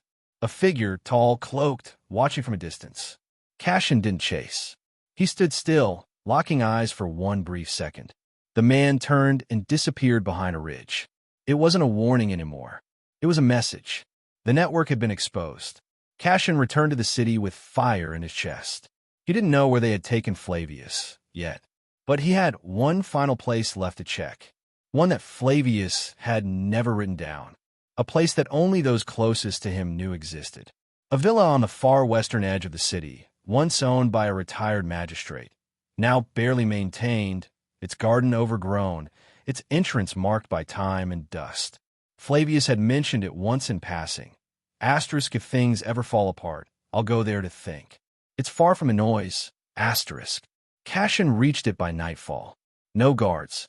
No lights. Just the creak of the front gate and the whisper of wind through dying olive trees. He stepped inside. The villa looked abandoned, but Cassian moved with purpose. He didn't need to explore the whole house. He knew where to go. The library. He pushed open the door to the old reading room and found a single candle lit on the desk. A low flame, flickering gently. Someone had been here recently. On the table, a scroll. Unmarked. No seal. Just rolled and waiting. Cassian opened it slowly. It was a list. Not the networks. This one was different. Clean, organized, deliberate. A list of names, senators, guards, merchants. People tied to public decisions, and beside each name, a symbol. A cross, a triangle, or a circle. And a date. His blood ran cold. This wasn't a plan for resistance. This was a purge list. A blueprint for erasing the opposition. And the first name on the list? Flavius. Cashin backed away from the table just as the floor creaked behind him. He turned, fast. A man stood in the doorway, cloaked in gray. No words. No introduction. Just a nod. Then another figure entered behind him. And another. 3 in total. No weapons drawn, but their message was clear. Cashin was not meant to leave this villa. But they hadn't counted on one thing. He wasn't a senator. He wasn't a merchant. He wasn't just a name on a list. He was a fighter. Cashin grabbed the scroll, tore it from the table, and ran. Not out the front. That would be expected. He darted through the side hallway, into the narrow servants' corridor, then out through the broken pantry door. The villa's perimeter was wide, and by the time the cloaked men reached the courtyard, he was already over the back wall, landing hard in the dry earth below. His breath burned. His legs ached. But he didn't stop. He clutched the scroll tight against his chest. He didn't know where Flavius was being held, but now he had something even more dangerous than the list of names. They had a plan. A detailed one, with targets and timelines.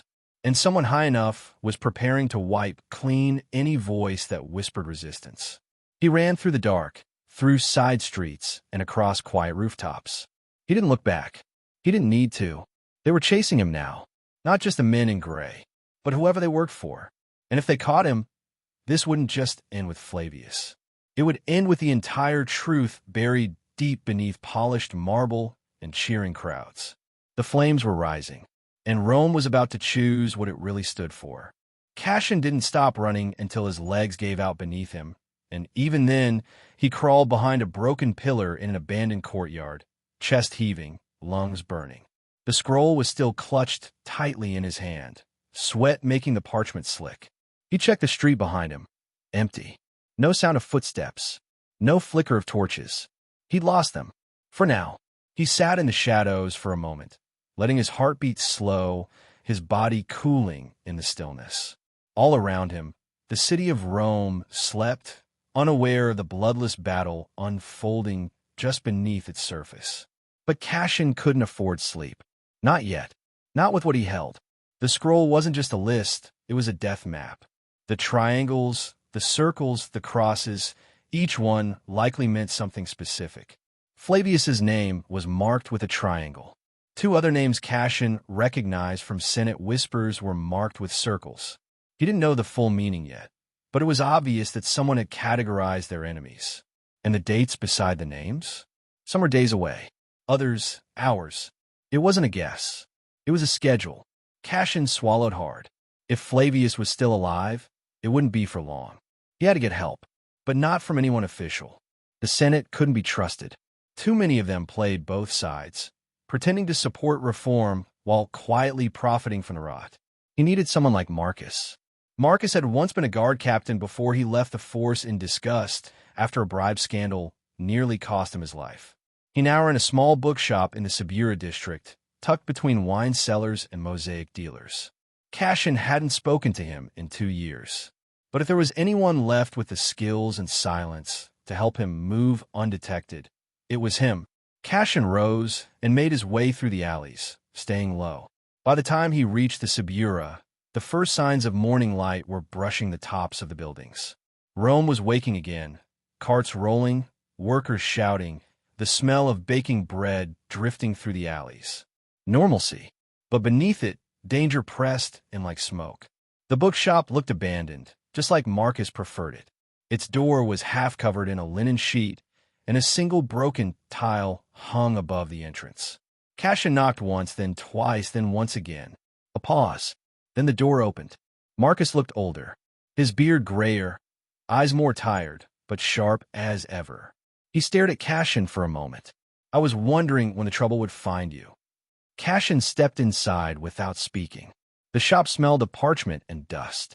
Shelves lined the walls, stacked with scrolls and rare books. Marcus shut the door and bolted it behind them. You running from the law? Marcus asked. Cashin shook his head. From something worse. He handed over the scroll. Marcus unrolled it, eyes narrowing as he read. This isn't a plan, Marcus said quietly. It's a purge. They're calling to review, Cashin said. An internal audit.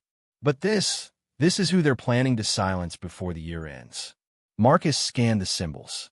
Flavius is first. Cassian nodded. They took him. I got him out once. But they got him again. Took him from safe house. No noise, no warning. Then you have two problems, Marcus said. One, someone inside the network is leaking information. Two, the men in gray, they're not palace guards. They're from something older, deeper. Cassian frowned. How do you know? Marcus disappeared behind a curtain and came back holding a thin volume. He opened it, revealing sketches and coded writings. I used to be one of them, Marcus said softly, briefly, before I walked away. They called themselves the Order of Vale. Started as informants during the early campaigns of the Empire, spying, sabotage, silencing. They were never officially part of the Senate or the Guard. But every emperor used them, especially when things got messy. Cassian stared at him. And now, they're not supposed to exist anymore, Marcus said. But someone's brought them back. Cassian leaned forward. Can you help me find where they've taken him? Marcus hesitated. Maybe, but it's a risk. Cassian didn't blink. Then it's worth it. Marcus nodded slowly, then crossed to a shelf and pulled a scroll from behind a false wall. I've tracked their movements for years, he said. Rumors. Disappearances. They use rotating safe houses, always 3 at a time. But they follow a pattern. North, west, and underground. You said they took Flavius from a granary. Yes. Then they tried again at the old villa. Then next will be the tunnels, Marcus said. Old sewer chambers near the Mithraic shrine, just beyond the aqueduct ruins. No one uses them anymore, but I know how to get in. Cassian stood. Then we go now.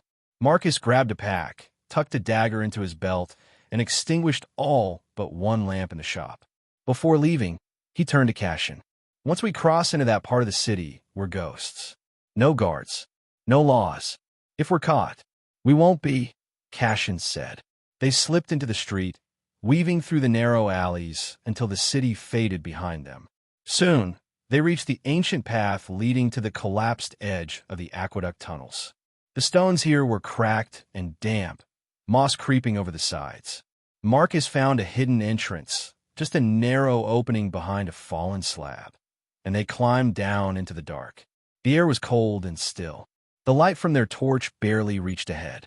Water dripped from somewhere deep inside. They moved in silence, one step at a time. Then Cassian heard it. Voices, echoing softly. Marcus blew out the torch. They crouched in the shadows, listening. 3 voices. Men, calm, talking about a transfer. Timing. One of them mentioned the senator. Cassian's chest tightened. They were close. He crept forward, every footstep measured. Around the corner was a chamber lit by a single oil lamp.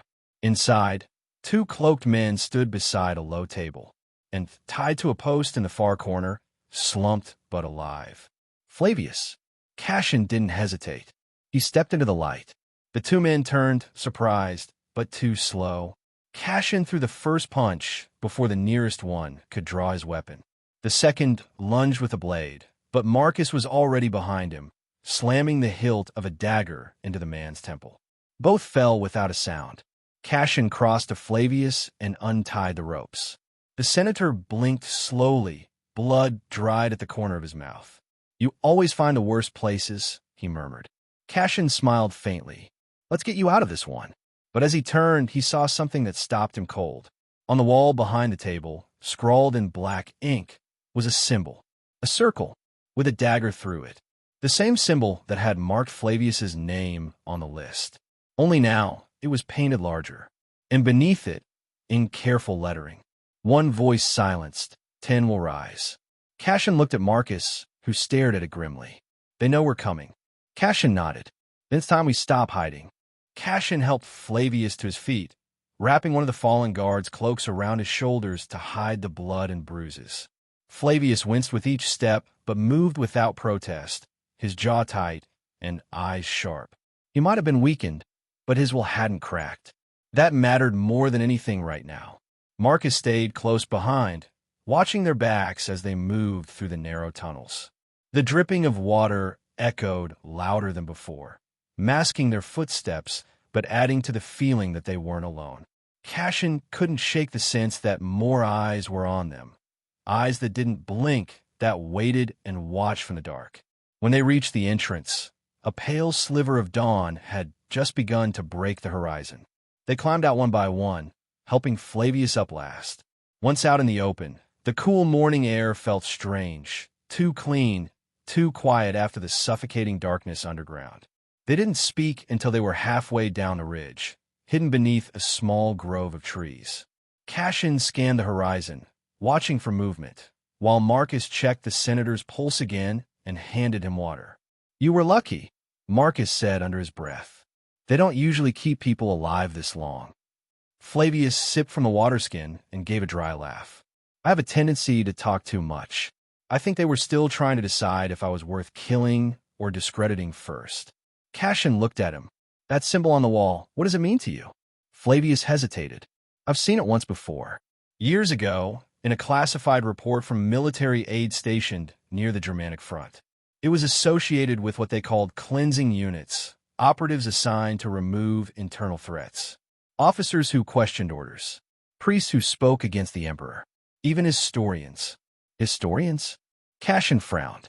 "They feared truth," Flavius said. "Not swords. Truth threatens power more than steel ever could." Marcus nodded grimly. "Whoever's behind this, they're not just trying to stop rebellion. They're rewriting the future." Cassian unrolled the scroll again and stared at the list. The dates were approaching fast. Some were marked for the end of the week, some within the next 2 days. If they waited even a few more hours, it might be too late for the others. Too late for Rome. "We can't stop them all," Marcus said, as if reading his thoughts. "The list is too long. The system's too big. But if we expose them," Cassian started, then paused. "If we can show the people what's really happening," Flavius finished, "they'll turn. Maybe not all of them, but enough. Enough to fracture the mask." Cassian clenched his fists. "Then we need proof. More than just this scroll. Names. Faces. Evidence they can't deny." "I might know where to get it," Marcus said. "There's an archive beneath the Temple of Saturn. The official records are for show, but the real ledgers, the back-channel documents, are stored below in restricted vaults. Very few know how to reach them. Fewer still are allowed access." "And you're one of them?" Cassian asked. "I used to be." Flavius sat forward, slowly regaining strength. "We'll need to move by nightfall. Too many patrols during the day." Marcus agreed. "There's a tunnel beneath the Tiber. Forgotten by most. It leads right under the temple's base. If we get in and out before the next shift of guards." Cassian was already standing. "Then we go tonight." That afternoon, they lay low in an old olive grove, eating what little food they had and preparing for the next move.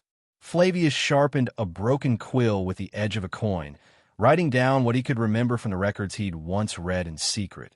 Names, trades, secret meetings, whispered agreements. Marcus rewired a tiny bronze oil lamp to burn quieter, longer. Cassian sat apart from them, keeping watch and going over the map in his mind, every pathway and dead-end route. By nightfall, the stars were veiled in a thin mist, and the city felt like it was holding its breath again. They moved silently, slipping past taverns and quiet streets, avoiding the lantern glow of passing soldiers. When they reached the riverside, Marcus led them to a broken statue, half swallowed by ivy. Beneath it was a hole just wide enough to crawl through. The tunnel beneath the Tiber was damp, filled with the sounds of water and the fluttering of hidden bats. It wound tightly through old stone corridors before opening into a wider shaft that sloped upward toward the temple. Marcus stopped them before a sealed iron gate. He knelt beside it and pulled out a rusted key from a pouch he'd hidden beneath his cloak. "This was given to me a long time ago," he said, "by someone who thought records still mattered." The gate creaked open. They stepped inside. The lower vault of the Temple of Saturn was colder than the tunnels, the air still and stale. Stacked crates and sealed scroll cases filled every inch of space. Old armor, records of taxes, oaths, secret pardons, even burial documents. But near the far end, in a darkened alcove, they found a locked cabinet marked only with the letter O. Cassian pried it open with a dull blade. Inside were files, dozens, each bound in red cord. And on the first scroll they opened, the words were unmistakable. Directive, Project Silence. Cashin scanned the rest. Lists of political dissidents, payment records, fake charges, forged testimonies. Evidence. All of it. He looked at Flavius, who whispered, "This is what we needed." Then a voice cut through the silence. "You were followed." Cashin spun around. A woman stood at the entrance of the chamber, dressed not in armor, but in a plain gray tunic. Her eyes were cold, calm. Her hand rested on the hilt of a short sword. Marcus reached for his blade, but she raised her hand. "I'm not here to stop you," she said. "I'm here because I'm tired of being part of it." Cashin narrowed his eyes. "Who are you?" She stepped forward. "My name is Leona. I was one of the archivists, until they forced us to lie, to burn records, to sign off on disappearances. I stayed silent too long.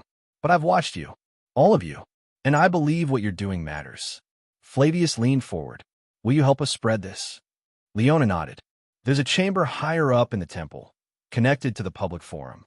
If we can broadcast what's written here during tomorrow's gathering, they won't be able to bury it. Not all of it." Cashin exchanged glances with Marcus. Then he looked at the pile of red-corded scrolls. "We do it," he said. They had one night left, and in the morning, they would let Rome see itself. Cashin didn't hesitate. He began gathering the red-corded scrolls, stacking them carefully into a linen satchel that Leona had brought. Every piece of parchment was heavy with the truth. Each word, each signature, proof of the hidden wrought beneath Rome's polished surface. As he moved, he glanced up at her. Leona's eyes didn't waver. She looked like someone who had lost too much to stay silent and had nothing left to lose. That kind of resolve was rare. It was dangerous too, but it was exactly what they needed now. Flavius, still pale and leaning slightly on Marcus for balance, joined them near the stairway that led from the vault toward the upper chambers. The steps were narrow, carved into ancient stone, and hadn't been used in years. Dust rose with each footfall, making it hard to breathe. But the closer they got to the surface, the more Cashin could feel the weight of the moment pressing in. Rome was up there, its people gathering in the forum for the morning announcements, completely unaware that the truth was about to be revealed beneath their feet. Then Leona stopped cold. Cashin halted just behind her. "What is it?" She didn't answer right away. Her hand hovered near the wall, fingertips brushing against a stone that looked slightly out of place. Then she turned toward them, voice low and steady. "This wall wasn't here last month." Cashin moved forward, examining it closely. The texture was different, newer. Someone had reinforced the exit passage with a false wall, narrowing the route they had expected to use. Not to block it entirely, but enough to funnel any escape or entrance through one predictable path. A trap. Leona's jaw clenched. They knew someone would come for the records. Cashin looked back down the stairwell. "Then how did they not catch us already?" "I think." Marcus stepped closer, brow furrowed. "They're waiting." "Not down here. Up there." Flavius gripped the handrail, his knuckles pale. "They want a spectacle." Cashin knew he was right. Whoever was behind this operation wasn't just trying to erase people quietly anymore. They were preparing to make an example out of them. They wanted Cashin, Flavius, and everyone involved in this resistance to die in full view of the city, their bodies labeled traitors, their stories silenced before they could reach open ears. "We still move forward," Cashin said. "If we don't do this now, we lose everything." They climbed the last few steps. Leona knelt beside the stone again and pressed a tiny notch just below it. A section of the wall creaked inward, revealing a dark passage that curved toward the central hall beneath the forum platform. This was the last turn. Once they emerged, there would be no more shadows to hide in. Cashin took the bag of scrolls and slung it over his shoulder. The weight seemed to double with every step. They moved quickly, keeping close to the wall, ears straining for sounds of guards or movement above. Then came the second twist, unseen, unspoken, but felt like a blade. A loud, echoing horn blast rang out from above, the kind used by the city watch to signal emergency measures. Cashin froze. The horn was not a normal sound during morning announcements. Something had happened, or was about to. They reached a narrow viewing slit carved between two bricks just below the platform. Marcus looked through first, then his face turned pale. "What is it?" Cassian whispered. Marcus slowly backed away, words caught in his throat. They've turned the crowd. The people, they've been told the resistance attacked the temple of Saturn last night. That senators were murdered. That we, Flavius and you, were behind it. Cassian's stomach dropped. Leona stared, disbelief thick in her voice. That's not possible. No one died. They faked it, Marcus said. They staged the whole thing. Flavius stepped forward, looking through the slit with his one good eye. They've set up an execution platform in the center. They're going to use it. Cassian leaned in and saw it for himself. The crowd was huge, twice the size of usual gatherings. But their faces weren't curious. They looked furious, angry, afraid. They had been manipulated, fed a story designed to unite them against a common enemy. And that enemy was the truth. In the middle of the square stood a wooden stage, flanked by armed guards in gray tunics. Above it hung 3 banners, each painted with the mark from the vault wall. The circle, the dagger. The message was clear, justice was coming, and it would be quick. But then Cassian's gaze caught something else, someone being dragged toward the stage. Not Flavius, not any senator. It was the boy from the fish market. S.H. Cassian's eyes widened. They hadn't just used propaganda. They'd started making arrests, targeting those on the old list, the quiet ones, the threads of the network. And now, they were about to execute a teenager on stage in front of the city as a warning. They're burning the list, Cassian said aloud. Not just by hiding it. They're killing it, one by one. Marcus turned to him. If we go up there, we won't make it 2 steps. Cassian's voice was calm, but hard. Then we don't go up. Everyone stared at him. He dropped the scroll bag to the floor, opened it, and quickly pulled out one document in particular. It was marked with a treasury seal, signed by 3 high-ranking officials, outlining payment transfers to a secret operations unit. One of the names on the document was a senator currently standing on the stage, pretending to mourn the loss of his colleagues. We don't fight the crowd, Cassian said. We speak to them. Leona understood first. You want to reveal it during the speech. We toss this out there now, he said. We die before anyone reads it. But if we plan it subtly, where they have to notice it, we force them to react. And the crowd will see the cracks. How? Marcus asked. Cassian pointed to the temple's old bell tower that overlooked the forum. From above. It was a wild idea. Reckless. Possibly fatal. But it was their only chance. As the crowd chanted louder and the boy was pulled onto the stage, Cassian turned to the others. We don't need all of them to believe us. Just one. One person to see the truth. That's all it takes to turn a lie into a question. He looked at Flavius. You still have one more speech in you. Flavius smiled faintly, pain in his eyes. I always do. They moved fast, slipping through a hidden side passage that led toward the bell tower staircase. Behind them, the city was watching a boy about to be punished for something he didn't even understand.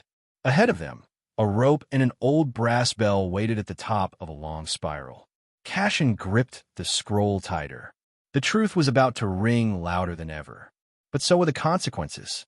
The stairs to the bell tower were older than Cassian expected. Narrow, uneven, and slick with moisture from years of disuse. Every step echoed faintly upward, the sound swallowed quickly by the thick stone walls. Behind him, Marcus helped Flavius climb, steadying the senator as he limped forward with quiet determination. Leona led the way, one hand trailing the moss-covered wall for balance, her other wrapped tightly around a small satchel of scrolls. The air grew colder as they climbed, but outside, the temperature rose. The city boiled in noise and tension, a crowd teetering on the edge of belief and rage. They reached the top at last, emerging into a dark, dusty chamber high above the forum. The bell loomed overhead, still solid, its clapper hanging crookedly like an old tooth. Beneath it, a wide stone arch opened to a ledge no wider than a bench, overlooking the platform where the crowd had gathered.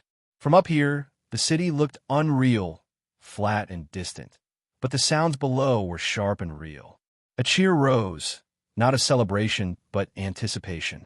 Cassian stepped carefully onto the ledge, balancing the wind with the weight of the moment. He peered down and saw the boy, kneeling on the execution platform. His face was bruised, his hands tied behind his back, and beside him, one of the gray-cloaked guards held a blade, its edge catching the morning sun. The crowd surged forward, but the guards held them back. A figure stepped forward to address them, as Senator Cashin recognized from the scrolls. His name was Lucan. He was one of the orchestrators of Project Silence. And now he was standing there like a grieving statesman, mourning the traitors who had supposedly attacked the temple the night before. "This is a dark day for Rome." Lucan's voice boomed through the square, echoing off the marble walls. "We must act swiftly to protect her heart." Cashin turned to Flavius, who had collapsed onto a stone bench behind him. The old senator pulled a scroll from his cloak, the most damning document they had. One signed by Lucan himself, authorizing covert payments for illegal surveillance and targeted removals. "We need to get their attention," Cashin said. Leona moved beside him, pulling a small brass horn from her pack. "We blow this first. The guards will look up, and then—" Marcus asked. Cashin looked over the ledge again, his pulse thudding hard in his ears. "Then we drop the truth." Leona nodded and raised the horn. She blew a single sharp note, loud and high, like a warning across a battlefield. Below, the sound cut through Lucan's speech. He paused, his eyes scanning upward along with the rest of the crowd. Cashin didn't hesitate. He held the scroll high and shouted with all the force he had. "This is your senator's true signature. You want truth? Read it yourselves." And with that, he dropped the parchment. It fluttered through the air like a slow-falling leaf, twisting and drifting down until it landed near the edge of the platform, close enough that one of the front-row citizens picked it up. The man turned it over in his hands, blinking at the official seal. He read, and then his face changed. He handed it to the person next to him, then another, and another. Lucan saw it too. He stepped forward, voice sharp now, angry. "Lies! Forgeries spread by enemies of the Republic." But the scroll had already moved through a dozen hands. Whispers rippled through the crowd. Doubt was a seed, and it had just been planted. Cashin reached for another scroll. Below, one of the guards shouted something to Lucan. Then they pointed upward. They'd been spotted. "Here we go," Marcus muttered. Suddenly, a bolt whistled past Cashin's shoulder, cracking into the stone just behind him. "They've got archers!" Leona yelled. Cashin ducked behind the wall, then quickly handed the next scroll to Marcus. "Toss it to the right side this time. Diversify the doubt." Marcus hurled it with a grunt, and it landed just short of the temple stairs. Another citizen scooped it up, peeled the ribbon back, and froze as they read the first line. The whispers grew louder. Cashin could hear people in the crowd beginning to shout, not in rage, but confusion. Some called for answers. Others shouted questions. For the first time, it wasn't a mob of rage. It was a mob split in two, some still clinging to the official story, but others breaking away from it. Lucan's voice cracked now, shouting to the guards. "Seal the exits. Bring them down. Burn whatever they throw." Another bolt whizzed past. This one struck the brass bell, making it ring loudly. Cashin grabbed Leona and pulled her back. "We have to move. Now." They rushed down the stairs, feet pounding. Flavius moved slower, but Marcus stayed with him. Scrolls fell from Leona's satchel, fluttering down the stairwell like snow. "We may not make it out," she said, breathless. "Then we make it count," Cashin said.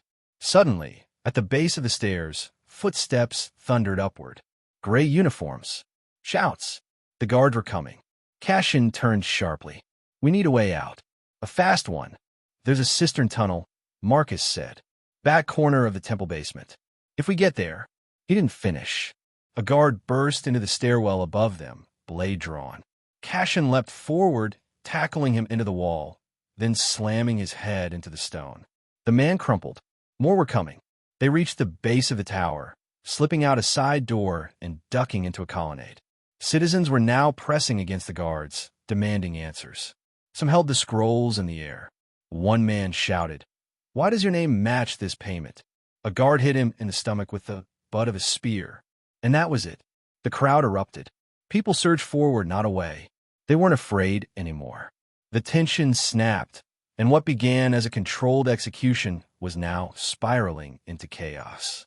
Cassian used the moment to guide them through the confusion, ducking behind carts, slipping down the slope behind the temple until they reached the lower courtyard. Leona pointed to a cracked stone lid near a dried-up fountain. There, cistern access. Cassian and Marcus lifted the cover and lowered Flavius first, then Leona. Cassian followed last, just as more gray-cloaked guards rounded the corner. He slammed the stone lid closed above them, darkness swallowing them whole. The air below was damp and cool, the sound of chaos above muffled now by layers of stone. No one spoke at first. They all just breathed. Flavius was the first to say it. It's begun. Cassian nodded in the dark. Not the end. The turning. They had revealed enough to fracture the illusion, to make people ask questions. But the truth was still fragile, and power didn't fall easily. This wasn't victory. This was the beginning of war. The underground cistern was narrow and soaked with the weight of centuries. Cold water dripped from the ceiling, and the air carried the damp scent of stone and mold. They moved quickly through the tunnel, the only light coming from Leona's oil lamp, flickering faintly against the slick walls. Behind them, the sounds of shouting and steel clashing echoed from above, but it was distant now. Rome was burning in a different way this time. Not with fire, but with doubt. Cassian's heart pounded in his chest. The scrolls were scattered across the city by now, passed hand to hand. The lies had begun to unravel, and Lucan, the man who stood with blood on his hands and deception in his mouth, had lost control of the crowd. That much was clear, but they weren't safe yet. They had to reach the end of the tunnel, out into the hills. Only then would they be out of reach. Or so they thought.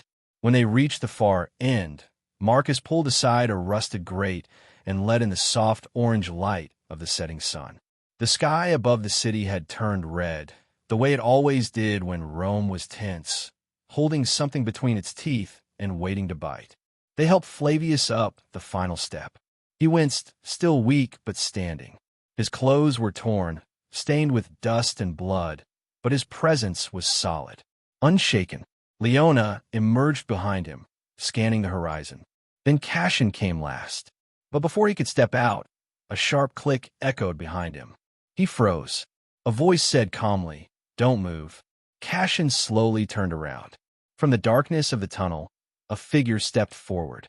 Not in gray, not armored, but in black, clean robes, marked with a single symbol on the chest, a silver ring. Not a dagger, not a scroll, a ring. The man's face was familiar. Sharp eyes, measured voice. It was Senator Lucan's assistant, the quiet man who had stood beside him in every speech, never speaking, never noticed. "I thought you'd be dead by now," Cassian said. The man smiled faintly. "We planned for many things, even your escape. But what you didn't realize is that the list was only half the plan." Cassian narrowed his eyes. "What does that mean?" The man stepped closer, revealing something in his hand, a second scroll sealed in black wax. "This," he said, holding it up, "was never meant to be found by anyone but me. You exposed the puppets, but the hands behind them remain hidden." Leona stepped forward. "We have the names. We've shown the people. You've shown them distractions," he interrupted, calm and almost amused. "Lucan? He was a tool, as was the Order of Vale. They did what they were told because they feared the alternative. Rome isn't controlled by force anymore. It's controlled by fear of collapse." Cassian moved slightly, trying to circle him, but the man didn't flinch.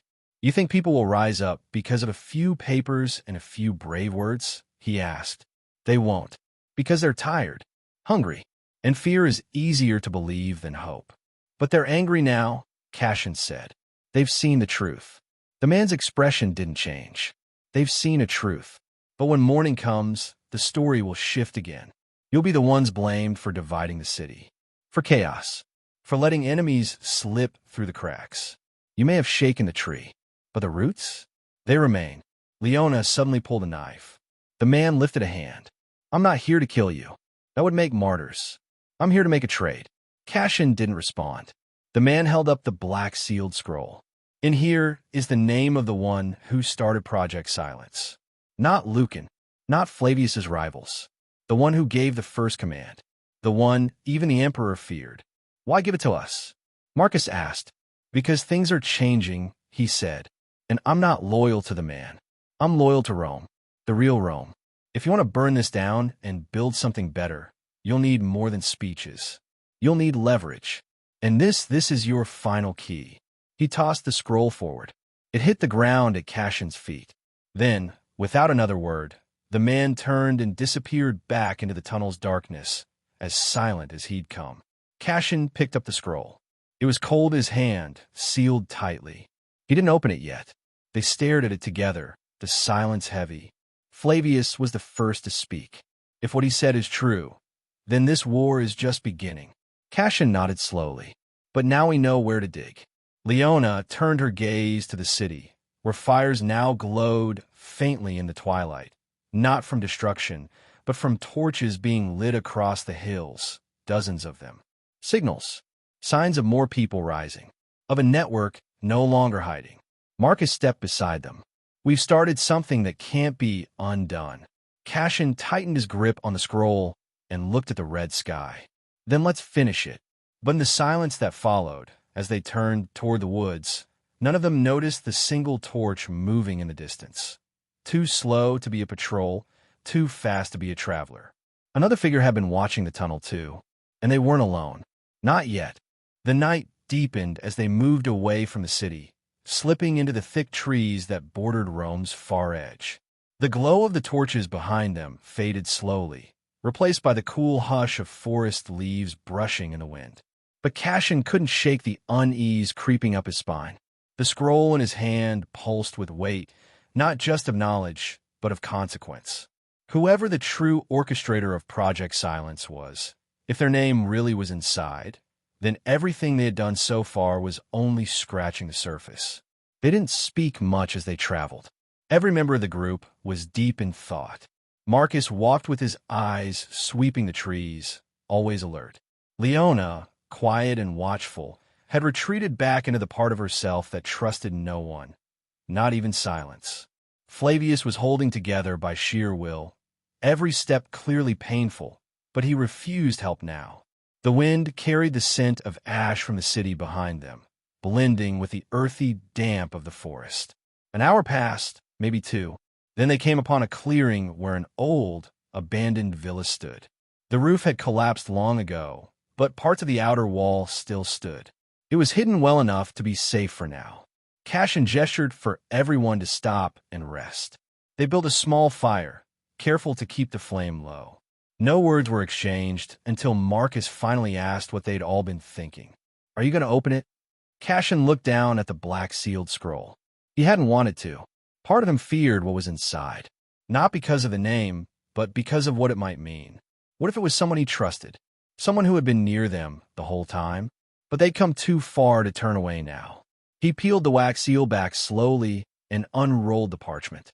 At first, the script was familiar. Imperial seal, coded authorization, dated nearly 3 years ago. The language was cold, administrative. It detailed a social recalibration directive, the earliest version of what they'd come to call Project Silence. The goal was to prevent the spread of dissent among the intellectual classes, spiritual leaders, and key senators. Nothing surprising. But then, at the bottom, in the signature space, was the name. Cassian froze. His throat went dry. Leona noticed first. "Who is it?" Cassian stared, then handed the scroll to her. She read it, blinked. "Read it again." "Lucius Tiberinus?" she whispered. "That's not possible. He's not even a senator." "He doesn't have to be," Flavius said from the shadows, his voice calm but grave. "He's the emperor's historian." Cassian nodded. "And the emperor trusts him more than his own guards." Leona looked up. "But he doesn't speak in public. He's never been photographed. He's never even been seen in the Senate halls." Marcus leaned forward. "Because he doesn't need to be. He's the mind behind the curtain." Cassian's thoughts raced. Lucius Tiberinus, the quiet man who had shaped Rome's official story for a decade. The one who had access to every draft of law before it passed. The one who wrote the emperor's speeches, the textbooks, the edicts. He wasn't just the keeper of history. He was its architect. and he'd signed the first order to begin the disappearances. It was never about just silencing people, Flavius said. It was about controlling the memory of Rome, making sure future generations never even knew what had been lost. Leona stood, pacing now, her steps fast and sharp. We have to go public with this. This is different. If people know someone that close to the emperor is responsible. Cassian nodded slowly. Then they'll start asking who else is hiding behind him. A branch snapped in the trees nearby. Everyone froze. Marcus motioned to extinguish the fire. Cassian dropped low, clutching the scroll. They listened, quiet breath, wind rustling. Then another footstep. Soft, deliberate. Leona reached for a knife. Out of the darkness, a boy stepped into view. Not more than 10, barefoot, with dirt on his cheeks and a bundle of herbs tied to his belt. His eyes were wide, but not afraid. Behind him, another figure emerged, a woman in her 30s, thin, wrapped in a brown shawl. Cassian stood up slowly, lowering his hand. You're not soldiers. The woman bowed her head. We saw the light. We've been walking for hours. We were told to follow the trees until we found you. Who told you that? Leona asked, eyes narrowed. The boy, the woman said, nodding to her son. He heard it from someone near the city gate. A message spreading by word of mouth. If you want the truth, follow the fires in the hills. Cassian exchanged glances with Marcus. It was already happening. The idea was spreading. People were starting to move. The woman held up a small paper scrap, worn and smudged with charcoal ink. Cassian took it and unfolded it. On it were 5 words. They know. They are afraid. Beneath it, a circle drawn in ink. But this time, no dagger. Just a single candle. Lit. Cassian looked up at the boy and smiled. You're safe here. They let the mother and child stay inside the villa ruins. Others would likely follow soon. Maybe dozens. Maybe more. Marcus pulled Cassian aside as the fire crackled low again. If Tiberinus is the architect, then we have to cut off the head before he vanishes. Men like him don't wait to be exposed. They disappear, erase everything behind them. Cassian nodded. Then we go after him, before he buries the past again. Leona looked at the horizon. He'll be surrounded. You can't get to him the way you got to Lucan. Then we don't go for him directly, Cassian said. We show the people what he's done. We flood the city with real history, real names, real stories. The voices he tried to erase. Flavius stirred from the shadows. And once the people stop trusting the words, they'll start listening to their memory again. The moon rose high, silver light spilling across the ruins, and the first true calm settled among them. But deep in the city, in a chamber beneath the imperial palace, Lucius Tiberinus stared at a similar piece of parchment, one with Cassian's name written at the top. He stood alone, beside a desk cluttered with maps, scrolls, and half-burned letters. Behind him, a figure in gray armor waited. Tiberinus spoke without looking up. They know. The soldier didn't reply. Tiberinus turned slowly. Prepare the final ledger. If this city insists on remembering, then we will decide which memories survive. And as he stepped into the dark hallway, the flicker of rebellion glowing in the streets below, one thing was clear. The war for Rome's soul had only just begun. Dawn was still an hour away, but the forest clearing had begun to fill with quiet footsteps. One by one, more people arrived. Farmers, former slaves, stonemasons, even a few soldiers still in half uniform. Some came carrying scraps of paper, some holding only stories. All of them had the same look, tired eyes, hardened faces, and something unfamiliar flickering behind them, the start of belief. Not in gods, not in senators, but in the truth, in each other. Cassian stood at the edge of the clearing, watching them arrive like shadows rising from the earth. He didn't speak. He didn't need to. Word had traveled faster than he thought it would. Somewhere between the falling of the scrolls and the collapse of Lucan's staged execution, people had stopped waiting for orders. They had started thinking for themselves. Leona moved beside him, counting the arrivals under her breath. Dozens so far, maybe more. No one's armed, but they're alert, listening. Marcus joined them, nodding toward the hill trail. We'll have 100 by nightfall, maybe 500 in 2 days. They're not here to fight. Not yet. They're here to learn. Cassian nodded slowly, tightening the belt around his tunic. Then we give them something worth remembering. Inside the old villa ruins, Flavius was sitting upright now, back straight despite the soreness in his limbs. He'd spent the last hour drafting a speech, one final address. Not for the Senate, not for the stage, for the people who had never been invited to speak in Rome. Those who had names, families, futures, all buried by silence. When Cassian entered, Flavius looked up. "I never thought I'd be writing words for the ones history forgot," he said. "But maybe that's all history is.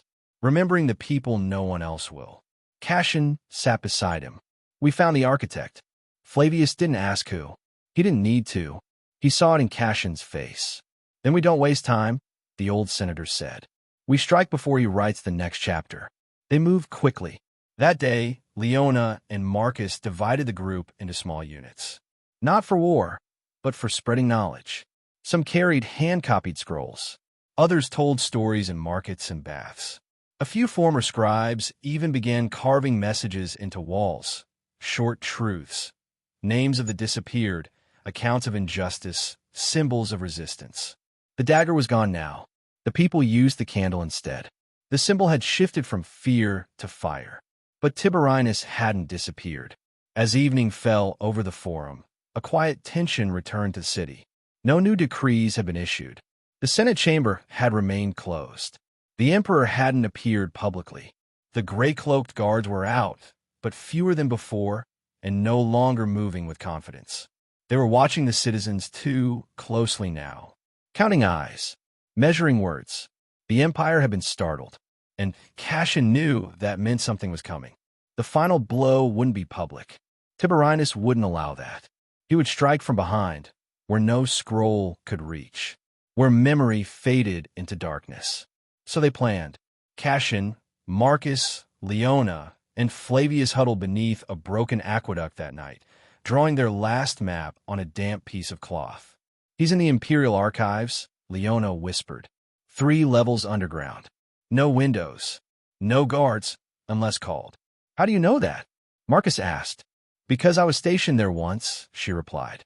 Every scroll that passed his hand was sealed in vaults, climate-locked, watched by 2 archivists. He worked alone. He trusted only himself. Flavius nodded. "That's where he's rewriting the story now. He'll be preparing the official version of everything that happened. To bury us again." "Then we stop it at the source," Cassian said. That night, they went back into the city. Not as rebels, as shadows, just like the system that had tried to erase them. The outer gate of the Imperial Archive was unguarded, but the inner passage was locked by 3 mechanical seals. Leona worked quickly, her fingers trembling only once before the final latch clicked open. Inside, the air was dry and heavy with the scent of dust and ink. Scrolls were stacked like bones in narrow corridors. Low lamps cast dancing shadows across the tiled floor. And at the very end of the main hallway, inside a domed chamber, Lucius Tiberinus stood with his back to them. He was writing. Cassian stepped forward. Tiberinus didn't turn. "I wondered how long it would take you." "You knew we'd come," Cassian said. "I knew someone would." Tiberinus placed his quill down, folded the parchment slowly. "The city is louder now. Noisy minds. Too many voices. It's hard to silence them all at once." Flavius entered next. "You tried. You failed." Tiberinus turned then. His face was calm, unafraid. "I didn't fail. I postponed collapse. Rome needs order. If people begin to believe every version of truth they hear, the city tears itself apart." "They're not afraid anymore," Cassian said. "That's what you lost." Tiberinus smiled faintly. "No, they're still afraid. They've just learned how to hide it behind anger. But when the shouting stops, they'll come crawling back. They always do." "You won't be there to watch it," Leona said. Tiberinus looked at her. "No, I won't." And then, in one swift motion, he struck a flame from his cloak and touched it to the scroll on the desk. Cassian lunged, but the parchment caught instantly. "No!" Flavius shouted, but it was too late. The final version, the rewritten decree, curled in on itself as the flames consumed it. Whatever story Tiberinus had prepared was gone now. Not just for the emperor, for everyone. Tiberinus stepped back, surrounded by firelight.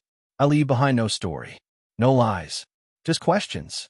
Cassian gripped him by the collar, fury trembling through his fists. You erased thousands of people. Tiberinus looked at him, eyes cold. And you just erased me. Cassian let go. Tiberinus fell to his knees and closed his eyes. And for the first time, there was silence.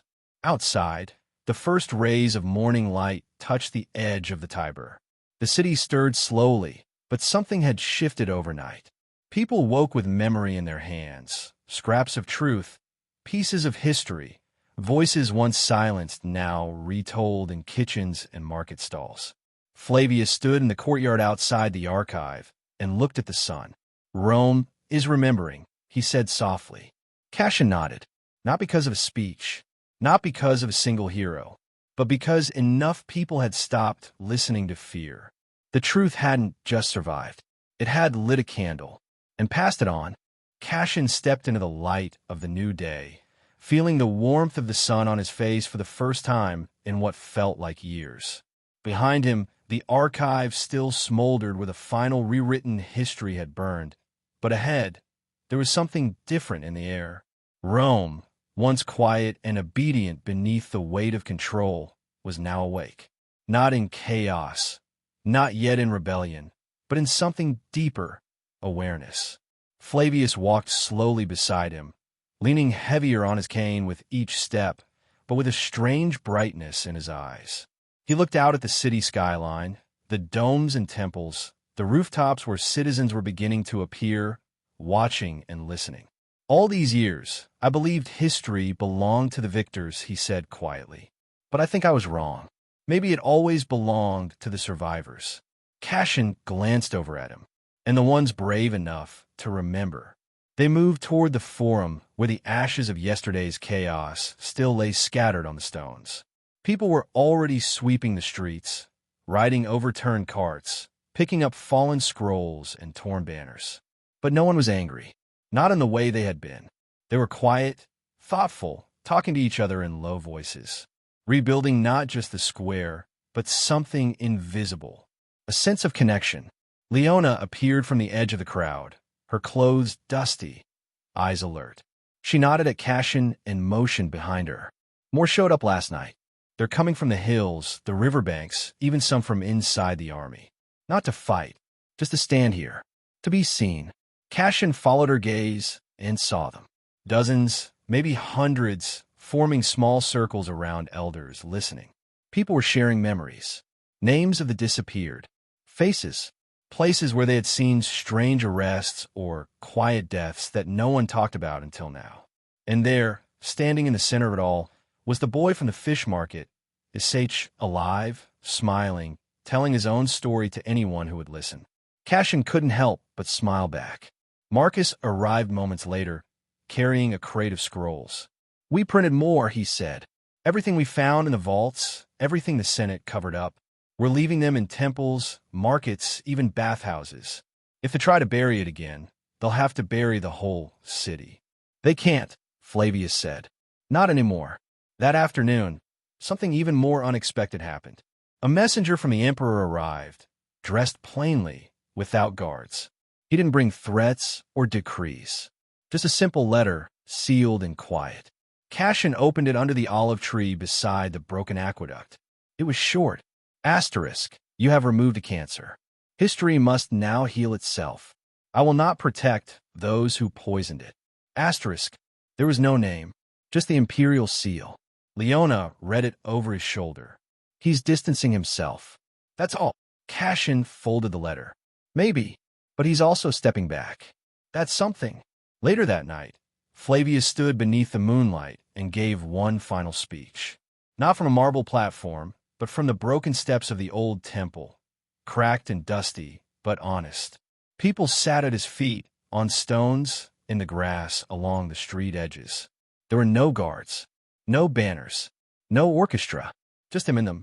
He told the story of the lost voices, the ones whose names had never been carved into monuments. He spoke of mothers who never stopped asking questions, and children who remembered faces others forgot. He told them that truth was not a single scroll or a loud shout. It was a habit, a choice, one they had to make every single day. And when he finished, no one clapped. They stood, quietly, together. The following days were full of work. No grand revolutions, just small, steady things. More records were uncovered. Former officials stepped forward, giving names, testifying.